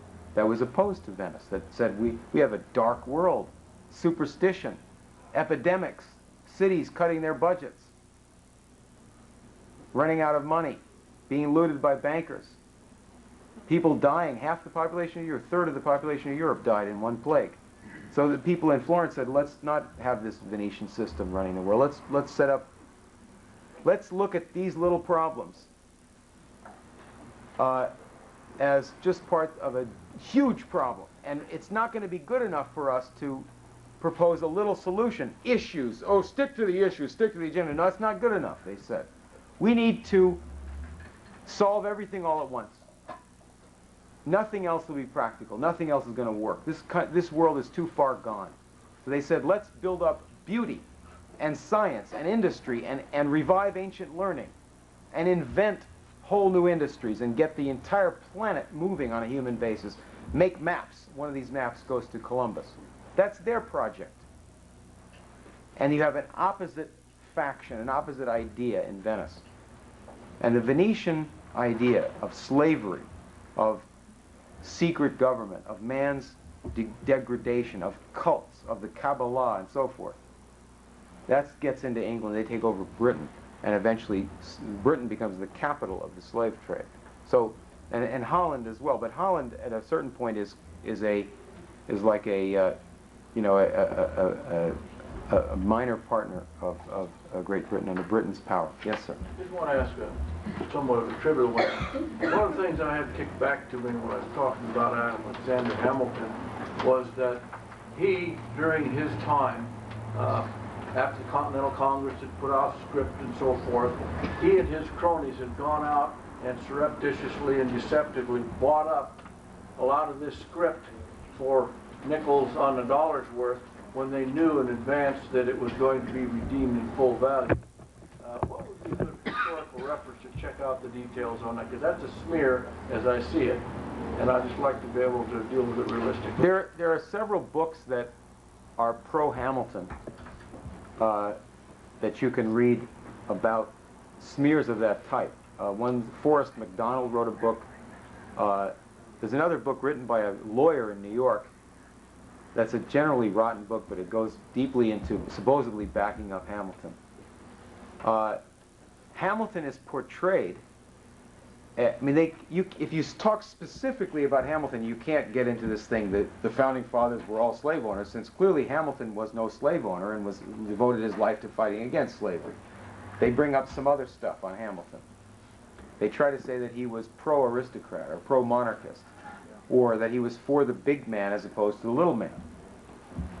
Now, Hamilton's entire idea was that there should be a republic where the money power would be put entirely at the service of the change of that society. This is a powerful concept. In other words, that you would have a nation whose money and credit would be applied constantly to improving and changing the country. And he said that we have to have credit that people have some faith in. The government has to pay its debts. We have to honor debts. The thing is that the government has to be owned by the republic and not by some private operators. Because if it's owned by some private operators, they're going to get the government into $10 trillion of debts owed to them for no good reason. He said that debt is a fine thing if you use the credit for the purpose of the development of the country and not for some other purpose. So you have the populists today who make this horrible, horrible mistake of choosing the wrong side in the dispute between Jefferson and Hamilton. And in making that choice, they don't do it like Lincoln did. They choose the British side of this debate, that is Jefferson's economics, instead of Hamilton's. Whereas what Lincoln did was he said, Jefferson, as a young man, wrote the Declaration of Independence, or worked on the draft of it. That was good. That was against British tyranny and for the rights of man. And then, in terms of economics, you've got to go with Hamilton. That's the right way to look at things. Hamilton himself went with Jefferson later on for a very specific reason. Hamilton himself backed Jefferson for president, even though he was the head of the enemy party, because his own party, the Federalists, was so corrupt that he knew they were tied in with the British, and they would sell the country out. And so he said, instead of John Adams being reelected, let's put Jefferson's people in there. At least he won't give the country to the British. Hamilton did that. Wrote a pamphlet attacking President Adams. That he was the soul of the patriotic party. He was the brain power in the founding period of our country for the American system against this British slave power. And so the first thing to do really is to read Hamilton himself. That was what started me in being a historian. And this has happened to a lot of people, is that they will read a book about something and they'll form some conclusion about it, and then all of a sudden they will read the original guy and they'll find out that this person has some brains and he actually speaks to you today, and he speaks in a completely different way than they told you about. So read what he has to say, because he's fighting a fight. He's fighting a war. Yes, ma'am. I have heard of the Brith in relationship to Freemasonry and also the ADL. And can you tell me exactly what is B'nai Brith? Yes. B'nai Brith, which is, the words mean sons of the covenant. It's Hebrew words. B'nai Brith was set up allegedly in 1843 in New York City by approximately 12 obscure Freemasons. The B'nai Brith was quickly centered actually in Cincinnati in the 1850s. And its virtual sole preoccupation was a very small organization. By the time of the Civil War, it had about between 1,000 and 1,500 members in America. Its preoccupation was to build up the party that was trying to break up the United States. They ran various southern and northern, which were called Copperhead, political operations. And we've written a lot about this. I don't want to go into a whole lot of detail on that. But these people, even though most of the Jewish people in America were living in the North, especially after immigrants came in from Germany, and most of the Jewish people in the Civil War were pro-Union, the B'nai Brith was entirely pro-Confederate. And many of its leaders were arrested by the United States as Confederate spies during the American Civil War, including the head of the B'nai Brith operation in Washington, D.C., Simon Wolf. He was arrested almost immediately upon coming to Washington by the head of Lincoln's Secret Service. Later on, he was a close friend of John Wilkes Booth, and the day that Lincoln was assassinated, he went drinking with John Wilkes Booth, and they supposedly talked about John Wilkes Booth's personal problems, and a few hours later, Wilkes Booth killed Lincoln. This is a part of the British Party in Freemasonry, the British faction in politics, and they're allied to other British operators. So you can't understand this without, again, going back to this question of Great Britain. Remember that we had a revolution against England. And then a generation later, that was in 1776. In 1812, we had another war against England, the Second War of Independence. They wanted to take the country back. We beat them in that war. Then there was a civil war later on, 1861. And the British supplied guns to the South. They wanted to break up the United States. They didn't want to have any free countries anywhere. They didn't want to have any strong nations anywhere. So they whipped up the Southerners to fight against the United States. They lost that. They didn't give up. They still had, in fact, they had more and more power as an empire. And they have these factions. Now, I was talking earlier about their faction among the Jews. The Jewish religion is a survival from ancient times. There's various complications to it, but it's essentially identified with the Old Testament. Well, these people are not religious. The B'nai Brith is a social organization, a political organization, and the basis of the B'nai Brith is a political manipulation of race. They have a committee called the Anti-Defamation League. That's a committee of this B'nai Brith. In the 20th century, when this Anti-Defamation League has existed, they have specialized in saying in public that certain people were anti-Jewish or anti-Semitic. And they're very selective about this because they didn't participate during the time that Hitler was the dictator of Germany. They didn't participate in the movement against Hitler. They also participated in the Ku Klux Klan. They also blackmailed J. Edgar Hoover, who had certain sexual problems and certain personal problems. Gay Edgar Hoover. And you'll find that the gangsters who make up, I'll give you an example of one of these guys, Morris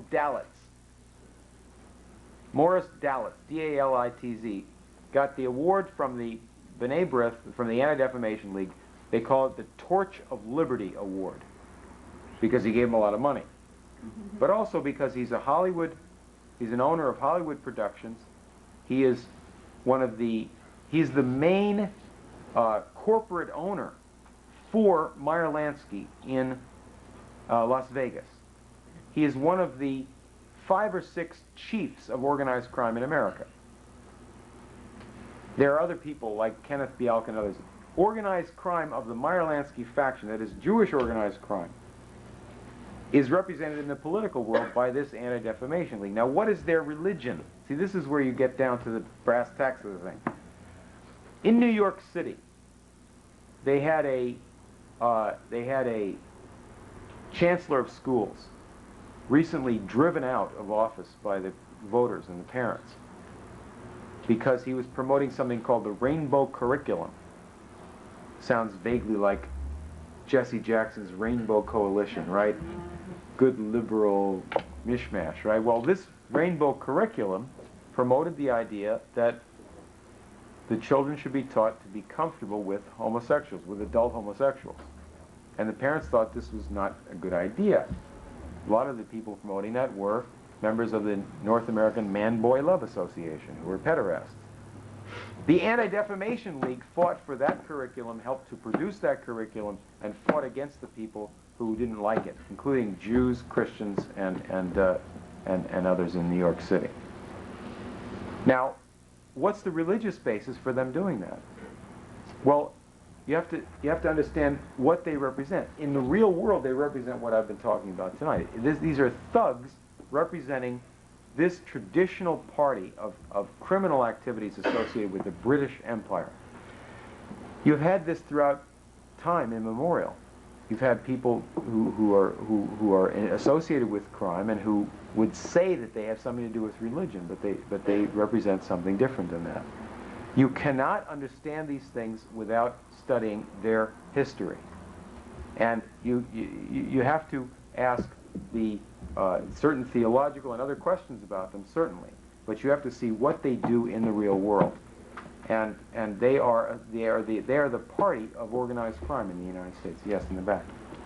Yeah, you touched on Hollywood's role in connection with the British. Yes. I just want you to kind of elaborate on what role does Hollywood play in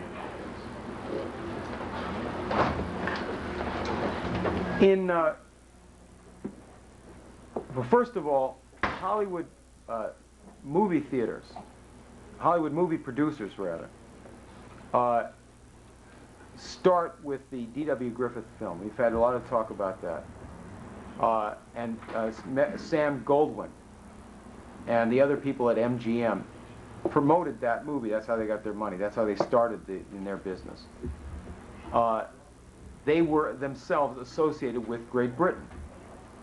The movie industry itself gets its strategy from British Empire characters who are over here constantly in the United States. One of them was Aldous Huxley.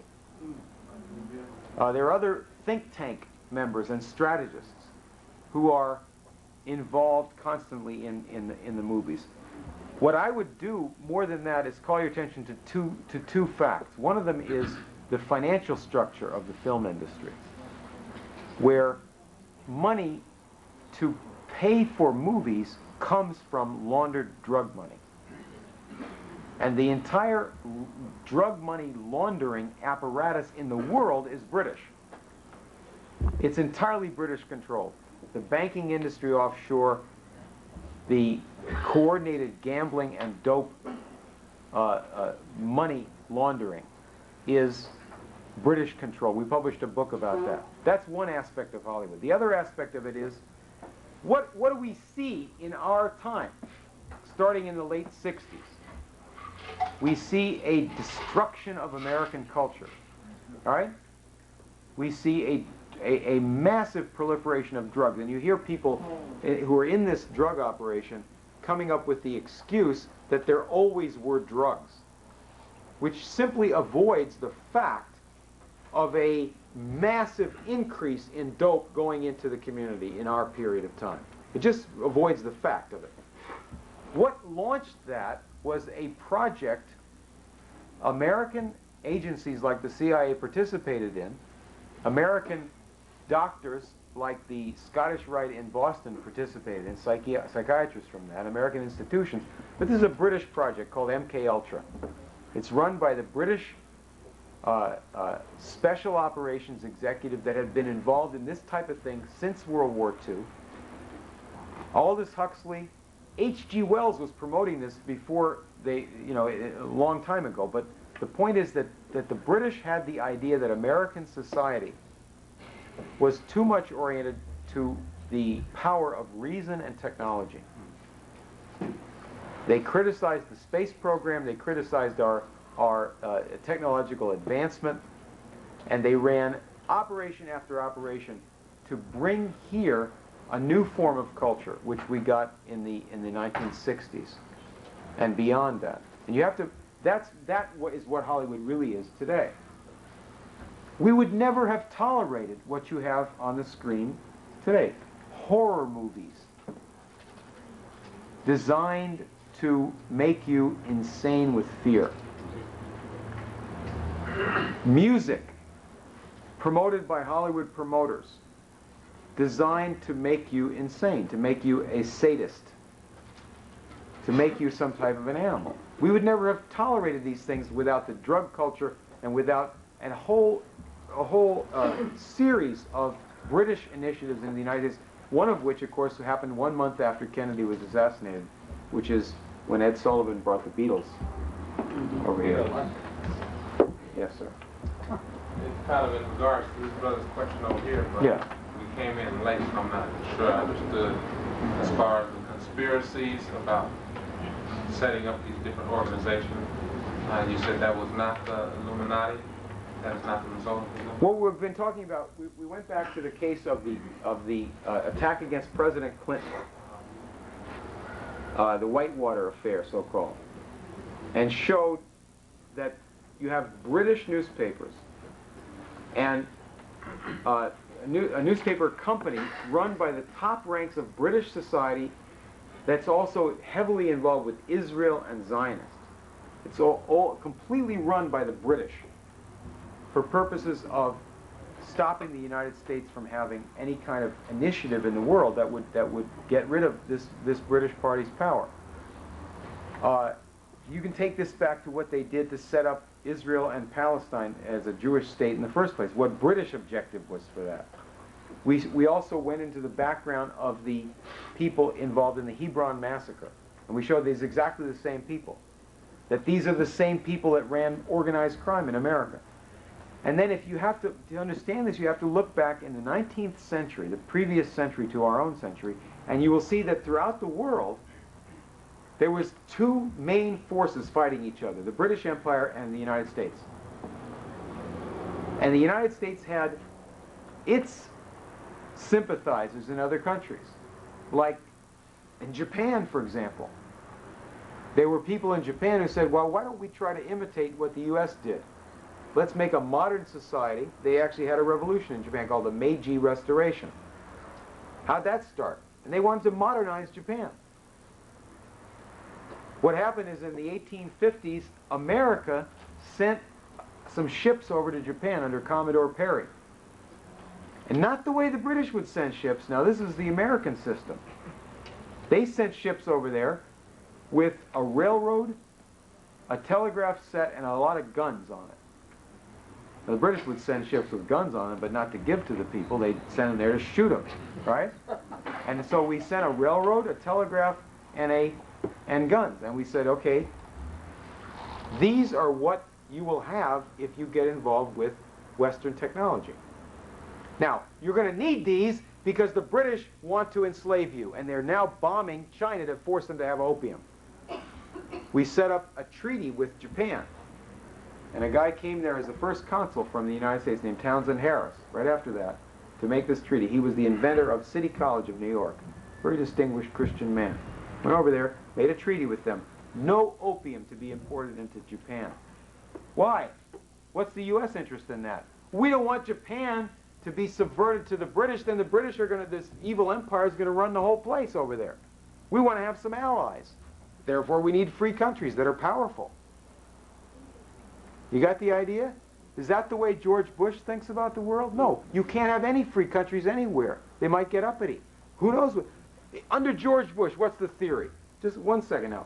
What is the theory of the United States with regard to the world for George Bush? What countries are our allies? Britain? What else? Britain. No other country. No other country. Think about it. Is it Israel? No. Not really. He didn't care for Israel. You know, he did a lot of deals with Israel. He had gun running with Israel and so forth, right? Massive billions of dollars were sent. The only country in the world we actually sent foreign aid to was Israel. You know these guys saying, oh, let's stop giving out foreign aid. What country do we give foreign aid to? Every country gives more back to the international banks, except Israel. What do they do with the money? Buy guns. What do they do with the guns? Sell them to Central America or something, right? And shoot the Arabs. But that's George Bush's idea of a world. That's the British idea of a world. What's Abraham Lincoln's idea of the world? To have nations. To have nations each nation to have its own, to mind its own business, but to have trade that's mutually beneficial. You can't have a powerful slave system in the world and have that work. Because if some country has the idea of having the cheapest possible labor, that will destabilize the entire world system. You have to stop that, or you can't survive. You can't have freedom anywhere. That's where we are headed now with gas. That's right. That's right. That's right. That's where we're headed. Yes, sir. With all that you've said, including the Court Lodge, the ADL, you know, I see our timetable accelerating where we may not be able to do anything about it. And if you could weave in Tavistock and how OBE by the B'nai B'rith is weaving into our educational system, and our children will become brainless slaves. Well, not necessarily. Here, yes. You said Tavistock. When they had this last meeting in 1948, they set up the World Federation for Mental Health at the House. Montague Norman organized that whole thing. He appointed John Rawlings Rees to be the president of the World Federation for Mental Health. That was the director of the Tavistock Institute, the psychological warfare department of the British Army, had a psychiatry clinic. They define in this clinic a lot of programs for education, children's education. We have this pamphlet about outcome-based education. There's a photograph of one of the educational exercises somewhere in the United States, designed by these Tavistock characters from England. And they're lying there on the floor, simulating death as an educational experience. Well, I was in Michigan a couple of weeks ago, and there was a revolt by some of the students. They walked out because they were going to sell the school to a group in Baltimore that practices this kind of thing. Literally sell the school. It's going to become privatized to a group of people who have this type of exercise. Michael Milken. And yeah, Michael Milken pays teachers everywhere, in many states, to do this type of thing. But one of the young men who led that walkout in this little town in Michigan told me that, oh yeah, we have this type of exercise 3 times a week, but I sleep through it. I don't meditate and I don't simulate death. I just sleep, and most of the kids do too. The point is that that to the extent we have a political operation going in the world, this stuff doesn't have a chance. This completely rests on complete quietness of the population, and the only way that we're going to deal with that is with an incessant, constantly building up political fight that we have to do here in the United States and in every other country in the world. That's what we're doing. We're doing this all over the world. So these guys are, in my view, these guys are completely finished. The only question is the timetable. That is, we're bound to win. The question is, can we do it fast enough to avoid really terrifying tragedies in the world? That's the way I look at it. There's no guarantee when we're going to win. That's on us. We're bound to win because the system that these guys propose, for example, in economics, is completely unsound and cannot stand on its own 2 legs, because they deliberately don't invest in production and science and so forth. So it's up to us to determine how fast we win. Yes, sir. You were talking about the American system, but at the same time, I was kind of wondering, sort of about what's called a black legend. Yes. And Lyndon LaRouche method of economics to go over and prove that the black legend wasn't actually, as it was stated. Do you have any update on that right there as to how that correlates? Yes.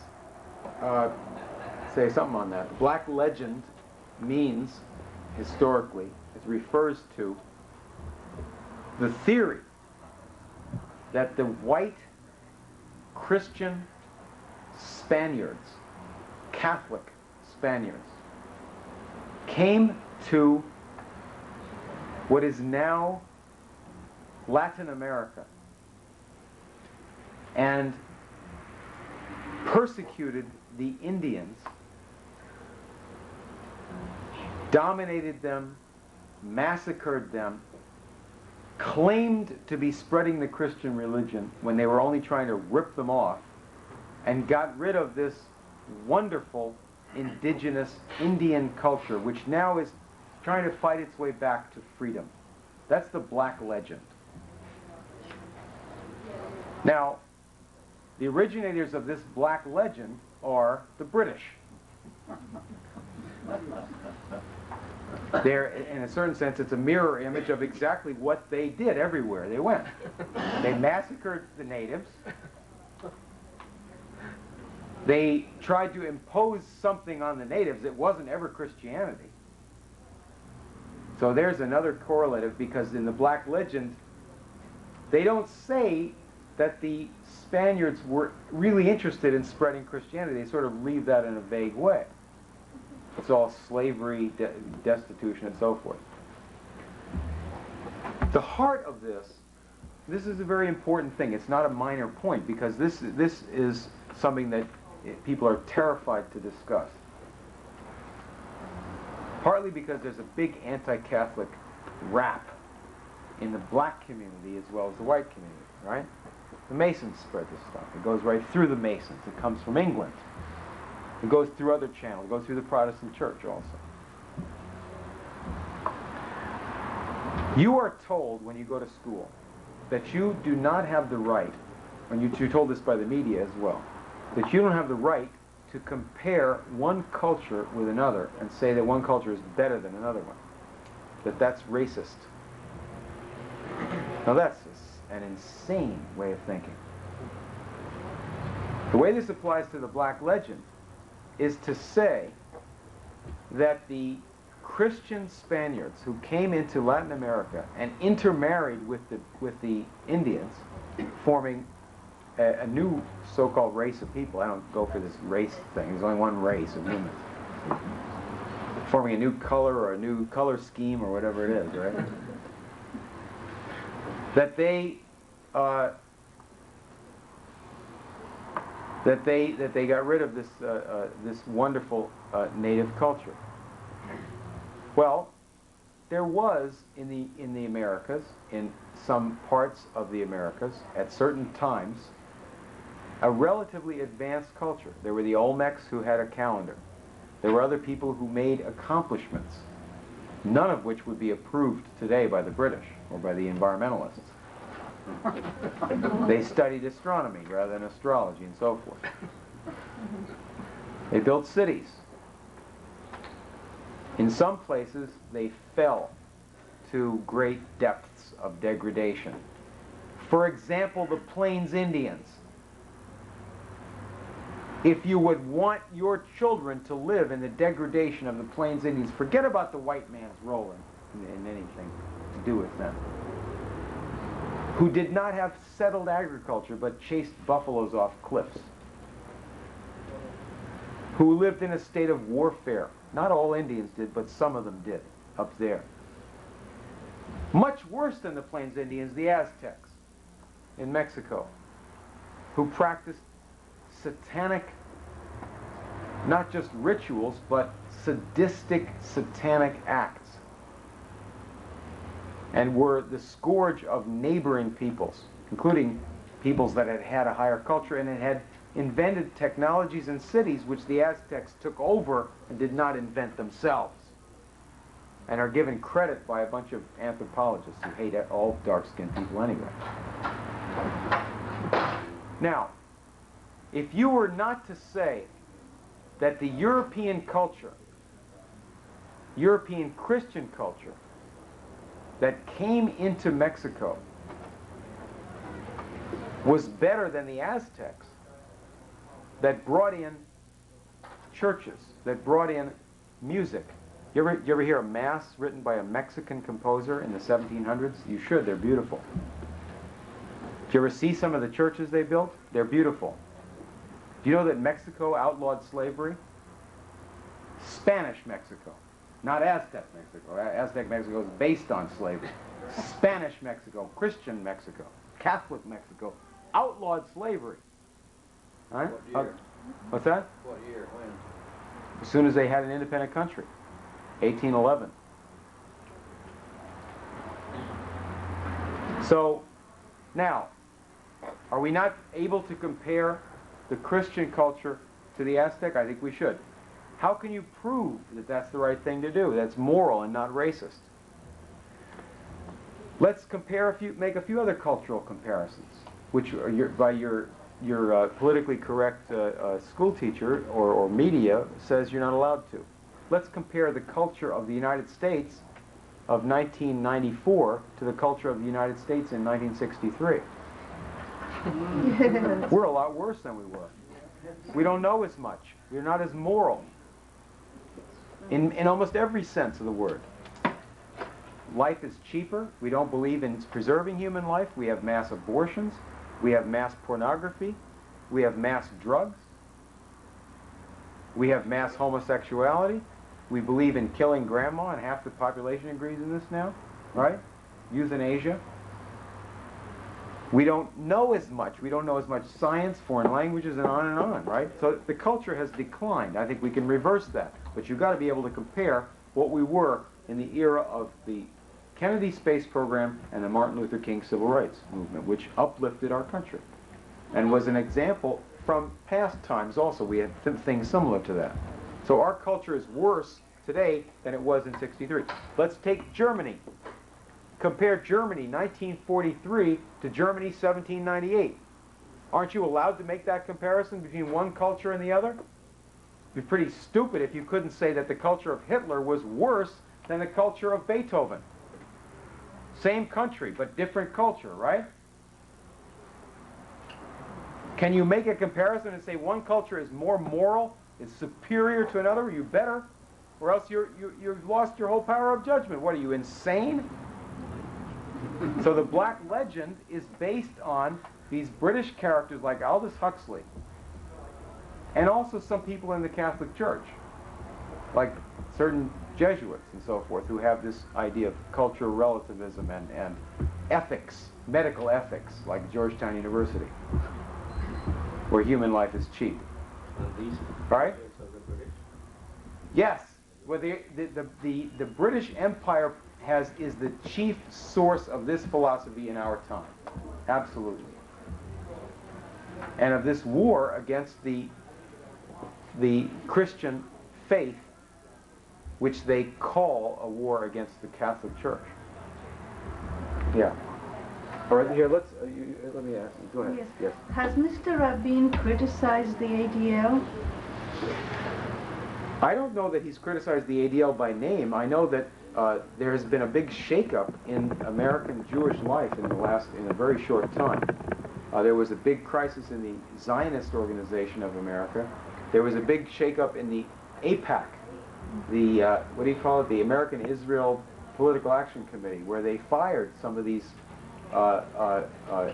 open provocateurs, you know, so-called pro-Israel. They were so pro-Israel they wanted to blow Israel up, right?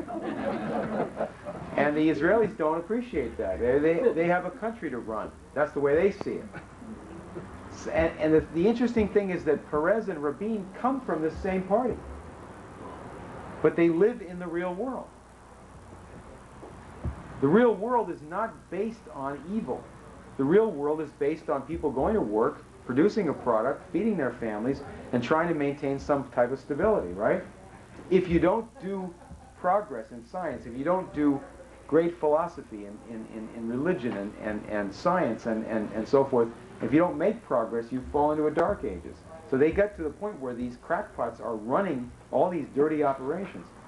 I think now it's obvious that people representing the Israeli government are operating in the United States in a real sort of a reverse favor for all the good things that, you know, these American Jews, so-called, have done for Israel. They've got Israeli government agents over here working against the ADL to a certain extent.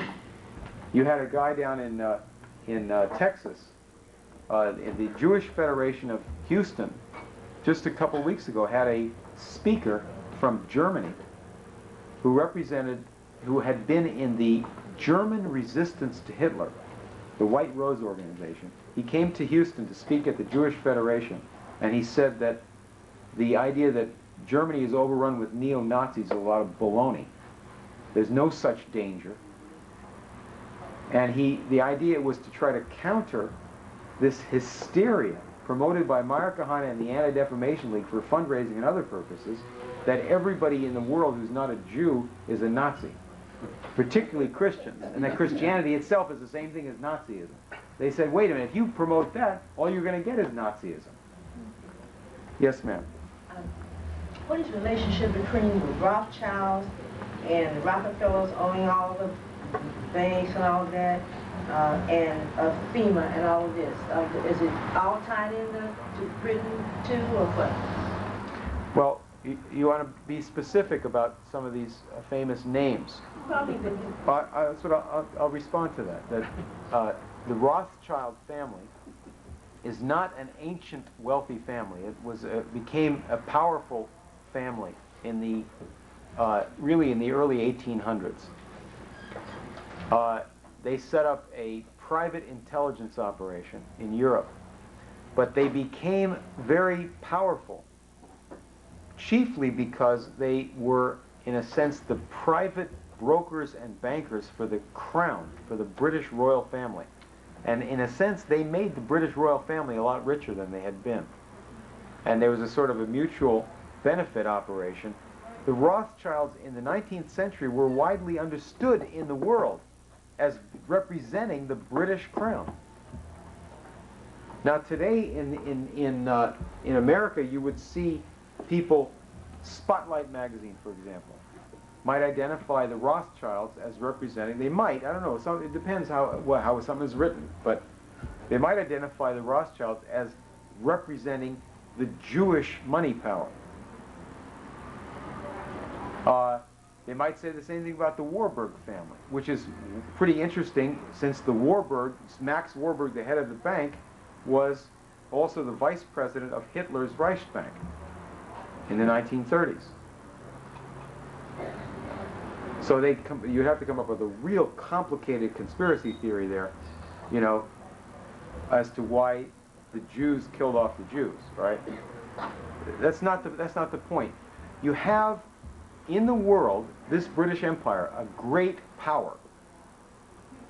Until recent times with great fleets and the ability to raise great armies, usually using some colony, not their own people. A lot of money and a lot of agents and so forth, but tremendous political power in the world. And the chiefs of this empire were bankers. They call them merchant bankers. They're not like the banker down the street. These are people that deal in trade and have control over masses of commodities. And then you have people in America like and so you have some of these are Jewish, some of these are non-Jewish. These are in the British ruling circles. All right. Then you have Rockefeller. Now Rockefeller rose to power in the late 1800s in the United States. He had a British partner, and he began getting British financial support. For what? He was a businessman in Cleveland. His business with a British partner and with British money, his business was to steal other people's oil.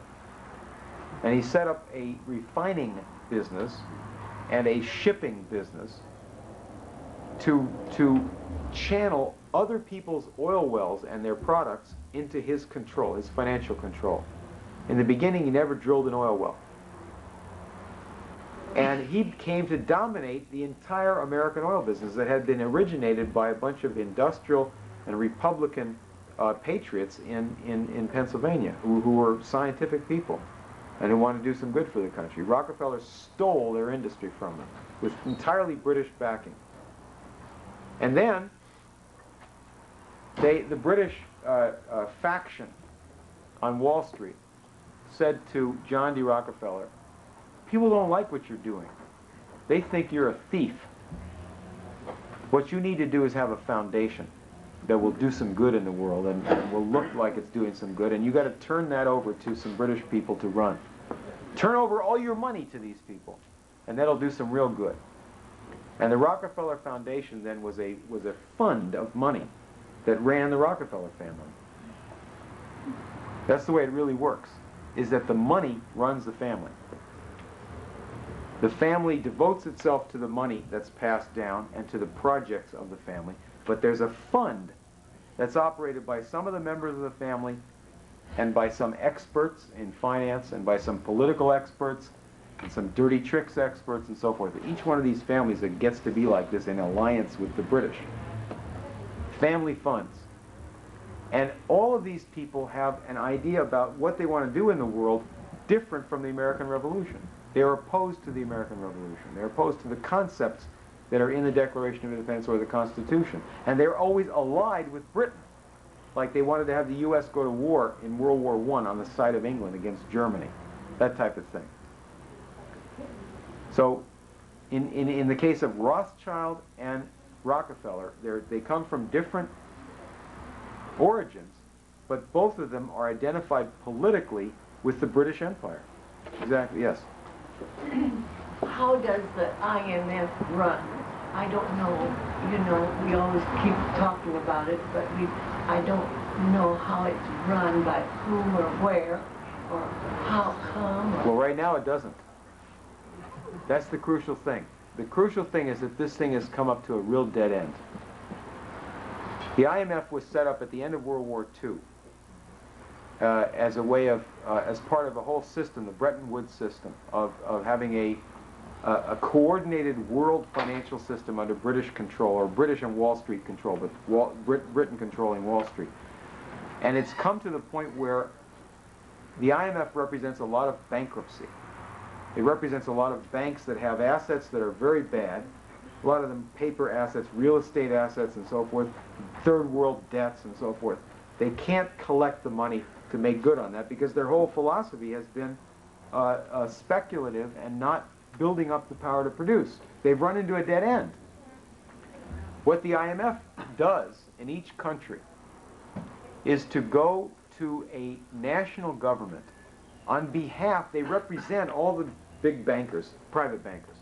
This is a world, sort of a world banking authority. Well, it's actually headquartered in Washington, D.C. Isn't that disgusting? All right? But it doesn't represent our country. They go to each nation and they will tell the national government, you better make a deal with us to cut out 50% of your education budget, to another deal to turn over most of your national industry to a private owner who's a foreign owner, to sell your crops on the market and stop getting into most of the kinds of businesses that you do. And for extra persuasion for this program, there'll be somebody from the Anti-Defamation League there to carry on a political campaign against the government or something like that. They may overthrow a government or assassinate somebody. And increasingly, the problem they run into is that the results of this kind of extortion campaign are so tragic, so obviously tragic and dangerous, that even the most ordinary establishment types, members of establishment organizations, you know, Bill Clinton is in the Trilateral Commission. Right, all you conspiracy theorists, right? But people can see this is leading to annihilation. The IMF is supposed to be representing responsible world finance. And you have editorials will appear in the Los Angeles Times criticizing somebody for daring to suggest, this is before Clinton, for daring to suggest that somebody should go against the IMF. Or to go against the Federal Reserve or something like that. But mainly you're talking about the world system of the IMF. All right? So, now,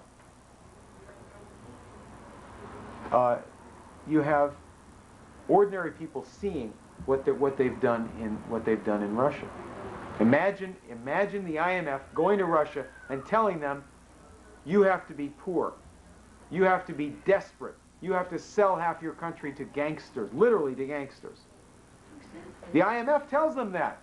They have experts coming there and telling them that. And Russia has H-bombs with missiles pointed at our country right now. They're poor because under communism, they went into this crazy program of a military buildup without the most advanced science. If they'd taken LaRouche's deal, they would have had a joint operation with the United States. Could have solved this problem. So they went bankrupt. Their country is desperately poor. The IMF comes in. They still have H-bombs. They still have an army. That's about all they have. They put all their eggs in the military basket. So the IMF goes there, and they get Jeffrey Sachs from Harvard, and George Soros, and other speculators and scum goes over there with the IMF bankers, and they say, welcome to the West. Now you've overthrown communism. Now we're really going to get you. You got to give us everything you have and die of hunger. Wait a minute, the IMF is really trying to collect debt, are they not? They're not. That's not a good way to do it.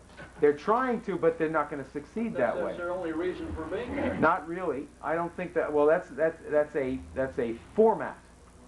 It's a logic, but it's clearly not logical because to collect debt you have to make an investment. You have to, for example, if you're in the mafia and you loan somebody $5 and expect to get $1,000 repayment, you might get it, but you can't do that for a whole country. If you're in business and you want to collect debts over a period of time, you need to invest in something where people can produce a profit. IMF has made a lot of loans to Russia, to China, and to South American countries. How big? Which country have they loaned money to develop the country? I don't know what it was for. Now, maybe see, Mexico's debt was sold to the IMF. I don't know, but their Mexican bank debt, we used to be about $85 billion when they defaulted in August '82. okay, now here's the crucial thing. This may seem like a slight difference to you, but this is the crucial thing. And this is what I was getting at with Hamilton. It's different from the British system. Your country has sovereignty. Your nation has a sovereign power based on the people, right? The people constitute themselves the nation. The nation, hopefully an elected government of responsible leaders, has a certain kind of sovereignty. This sovereignty has a crucial decision to make. That decision is, what shall we do with the credit power of our country, of our sovereign nation? Because that decision decides almost everything. You could go two directions. You could either use your credit power, as it should be used, as a power to hire people to work productively, so that they can do agriculture and industry and inventions and science, and teach children to be scientific and inventive, to be geniuses, hopefully, a lot of them. That's what you use credit for. Or you say that credit is there for those who are powerful to use as they desire. And those who have a power that is apart from that type of national sovereignty idea and development idea are of necessity gangsters. So there are really two systems of credit. The system of national sovereignty and development, or the crime system. So if you say, I don't know what the money was used for in a country, you've missed the crucial distinction, the basic distinction. Sent back to the United States. Yeah, they sent the money back to the United States, going through certain corrupt local hands and so forth. But they end up sending the money back to these banks, right, and to criminal circles as well. They also, a lot of it gets into the drug circle, the drug circuit. That's the crucial thing, that distinction on the use of credit. And when Lincoln made greenbacks and credit available in large quantities, contrary to what is promoted in our Economics 101 courses, they claim that caused inflation. On the contrary, the system of massive credit to set up factories and farms to get people productive. That system is the only way to defeat inflation, because you set up a power, an engine of production, so that every year steel becomes cheaper because you make it better. You have more modern facilities. You know how to do things better. And you charge less for a product of industry because you can make a profit making more of it and making it better.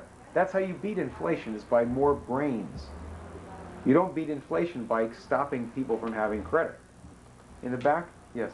Yes, please, appropriate to this, the last person, I hope. I've heard somewhere that actually a lot of American development, let's say in the 19th century, maybe even earlier, was financed by the Russian Tsars, and that we therefore had a sizable debt to Russia until the revolution in Russia, and that some of our, as you say, gangster-type so-called leaders in this country wanted to promote communism and the revolution in Russia so that they could say, well, we don't owe you guys the money, we owed it to the Tsars don't exist anymore, and so they got rid of the debt that way, supposedly. Well, if you don't mind, I'd like to take this topic up, because it's an important topic, but it's a little bit different than the way you said it. But it is important along these lines. First of all, there is a myth that I've never heard, frankly, this story about the Tsars paying for American development. However, there is a myth that the British paid for American development, including the Rothschilds. And, of course, you know who says that is the British and the Rothschilds, right? They say in particular that the Rothschilds and the British, or the Bank of England or the Rothschilds, paid for the railroads to be developed. Now, as I said earlier, American government, either national, state, or local, played a role in every railroad development. We had things like the Army Corps of Engineers and similar organizations, Army engineers participating directly in much of this. We did have a Bank of the United States twice, in two 20-year periods, crucial times in the early part of our country. And that bank coordinated private investment in things like railroads and industry. They did go to foreign countries to get investment capital. And in fact, Nicholas Biddle, the president of the Bank of the United States, was very popular in England among the middle class, not the Bank of England characters, but the middle class, because they could make money investing in American railroads. It caused a big problem for the British, because you can make prosperity for everybody doing this kind of system. Now, there's also a slander about the Bank of the United States. It's also, unfortunately, promoted by a lot of populists who claim that the Bank of the United States was controlled by foreign bankers. Absolutely untrue. There's no proof of that whatsoever. The fact is that the exact opposite is the case. The exact opposite. That the Bank of the United States is the only hope of the world for stopping foreign bankers from dominating your country. It's precisely the opposite of what the populists say about that. Now, the United States did have an important relationship to Russia. The first railroad in Russia was built by the American Army Corps of Engineers. In the 1840s, George Washington Whistler, who had been an engineer in West Point, and he had built earlier the first American railroad along with some other West Point engineers appointed by President John Quincy Adams. This is the Baltimore and Ohio Railroad, first American railroad. In the 1840s, a little bit later, he was hired by the Tsar to go over to Russia and build the first major Russian railroad from Moscow to St. Petersburg. And they brought locomotives from Philadelphia. And he died in Russia. His son was a famous painter, Whistler, who made the painting of Whistler's mother. Russia repaid that debt to America in the Civil War by sending their fleet to the San Francisco and New York harbors to demonstrate to Britain and their puppet France that they better not get involved in the American Civil War on the side of the Confederacy, or they'd have a European war in their hands.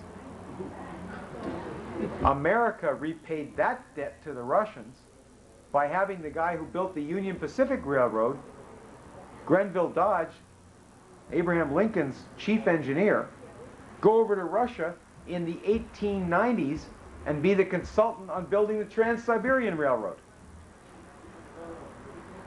which was built by the great westernizer of Russia, Count Witte, W-I-T-T-E, who was a follower of Alexander Hamilton and Frederick List, who wanted to modernize Russia by the American methods. Unfortunately, America was already going under British ideology, so Russia had to try to do something there. The Russian Revolution itself, promoted by the British Party and Warburg and Harriman and this whole party, the Russian Revolution itself was designed to defeat the American types in Russia who were doing something in the late period of the Tsars to build up a modern system in Russia. They built up an oil industry. They built railroads. They had tariffs. You know, we tell the people in Russia, don't have the government interfere.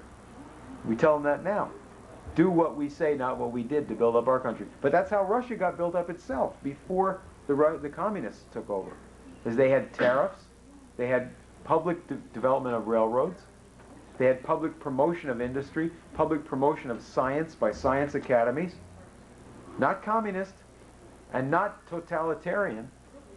Sometimes they had that, and sometimes they fell back under British influence and had free trade and degeneracy, and their industry collapsed. So you had these two systems fighting it out in the world, the British Empire and the United States of America. Our greatest triumph, the greatest moment for us as a nation, was right after the Civil War, when the Confederacy was finished. We had the greatest army in the world. We didn't have the biggest industry in the world, but we're on our way to that with laws passed by Lincoln's government to allow American manufacturers a chance to do something in the market with high tariffs.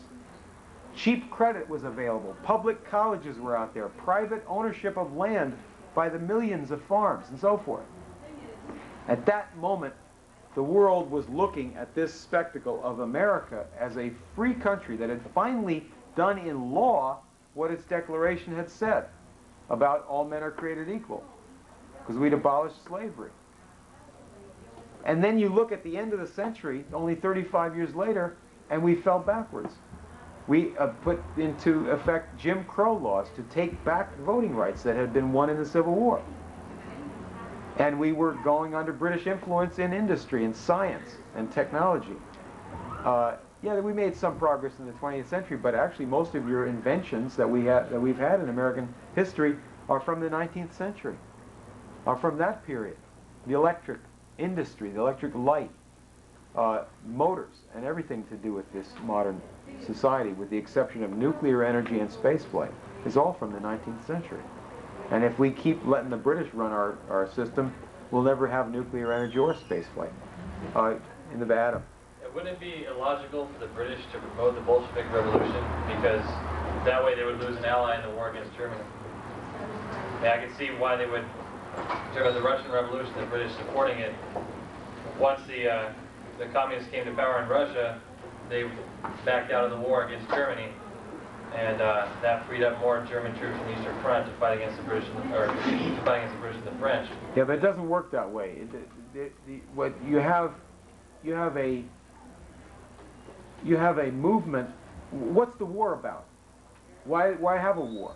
Why have the First World War at all? The war is designed to destroy European potential. The war is designed to eliminate one great threat that you have in geopolitics theory. That threat, according to the British, and they write about this in a lot of books, is the threat that you'll have a strong Germany and a strong Russia and a strong China and maybe some other countries, and that these countries might combine with the United States as a strong country. They might all have, not make one country, that's not necessary or good, but that they might be allied to one another, and so much for the power of Britain. And so the idea is that there should never be on the Eurasian landmass any powerful nations that are not somehow in desperate conflict. And you always have war or destabilization against one or more of these countries, particularly to keep Russia and Germany fighting each other. If you have communism in Russia, they may pull out of the war against Germany, but the best prescription for war and madness in Central Europe is to have communism in Russia and Nazism in Germany, right? So you just let the fiends of hell loose on the planet Earth, according to the British theory. Yes, sir. Tell us how Britain acquired Hong Kong. Yeah, it cost you $16. Get it in the dope ink book. Seriously, it was a result of the Opium War. In the back. This question in the form is tied in. What is the gentleman on the blackboard doing during the rise of Germany, during the era of Bismarck? Isn't German unification completely what these banking houses are against? Yes. Well, it's slightly complicated. That the first, the creation of Germany as a nation starts with the tariff union, the Zollverein, that was promoted by this guy who was in America, Frederick List. He actually was in Pennsylvania helping to organize the development of our industry. He went back as an American consul to Germany and as a teacher and Republican organizer in the 1830s, and he's involved in all kinds of conspiracies, musical conspiracies, poetry, politics. Sounds like these crackpots from the LaRouche organization. No? He, as an American consul, Frederick List carried musical scores from Schumann to Heine. What's that all about? I don't know. We have to find out a little bit more about these things. There was coordination between the publisher of Schiller, and his name is Cotto. What? Cotta, yeah. The publisher of Schiller, named Cotta, and the publisher of American authors like Cooper, whose name is Matthew Carey. These two publishers were the primary promoters of national unity in their countries. And Cotta was the one who sent Liszt to America. Anyway, Liszt goes back there and he proposes to do two things. To build railroads all over Germany, to tie these little principalities together into a modern nation, physically and commercially, and also to have one tariff for the whole of all these German states, to combine them into one, like we did in the American Constitution, that each state doesn't have a tariff against another state. You don't have to pay taxes to go from one state to another, or tariffs. But that you have tariffs around your country to protect your whole country from outside dumping. And that was adopted by a lot of these German principalities. And they'd also built railroads. That began the nation of Germany. There wasn't a nation of Germany before that, the 1830s. Liszt came under terrible pressure. One of the things that was done against Liszt was communism. Frederick Engels and the British national thugs, led by John Bowring and others, would organize Germans in communist meetings against Liszt, saying that he wanted to force Germany to become a manufacturing country, and we communists want to stop that. We communist British aristocrats in the cotton business, you know. But then finally, Liszt was destroyed personally, and they say he committed suicide. I doubt that, but it may have. But he was destroyed by these British operations in the 1840s, and Germany did not emerge as a strong modern nation entirely until Bismarck in the later 1800s. And it was not in a purely Republican form. It was a bad compromise. There were many of the ideas that had been introduced by these American types like Liszt. But already you have people who are mystics in the German leadership. But the Kaiser is no great bargain, you know, by the time of World War I. He's a cousin of the British Empire. And these people are all mystics and infected by all this nonsense British ideology like Bulwer Lytton and various legends and cults like Wagner, who the Germans make the mistake of thinking as a German composer. He's actually British, and he's totally British.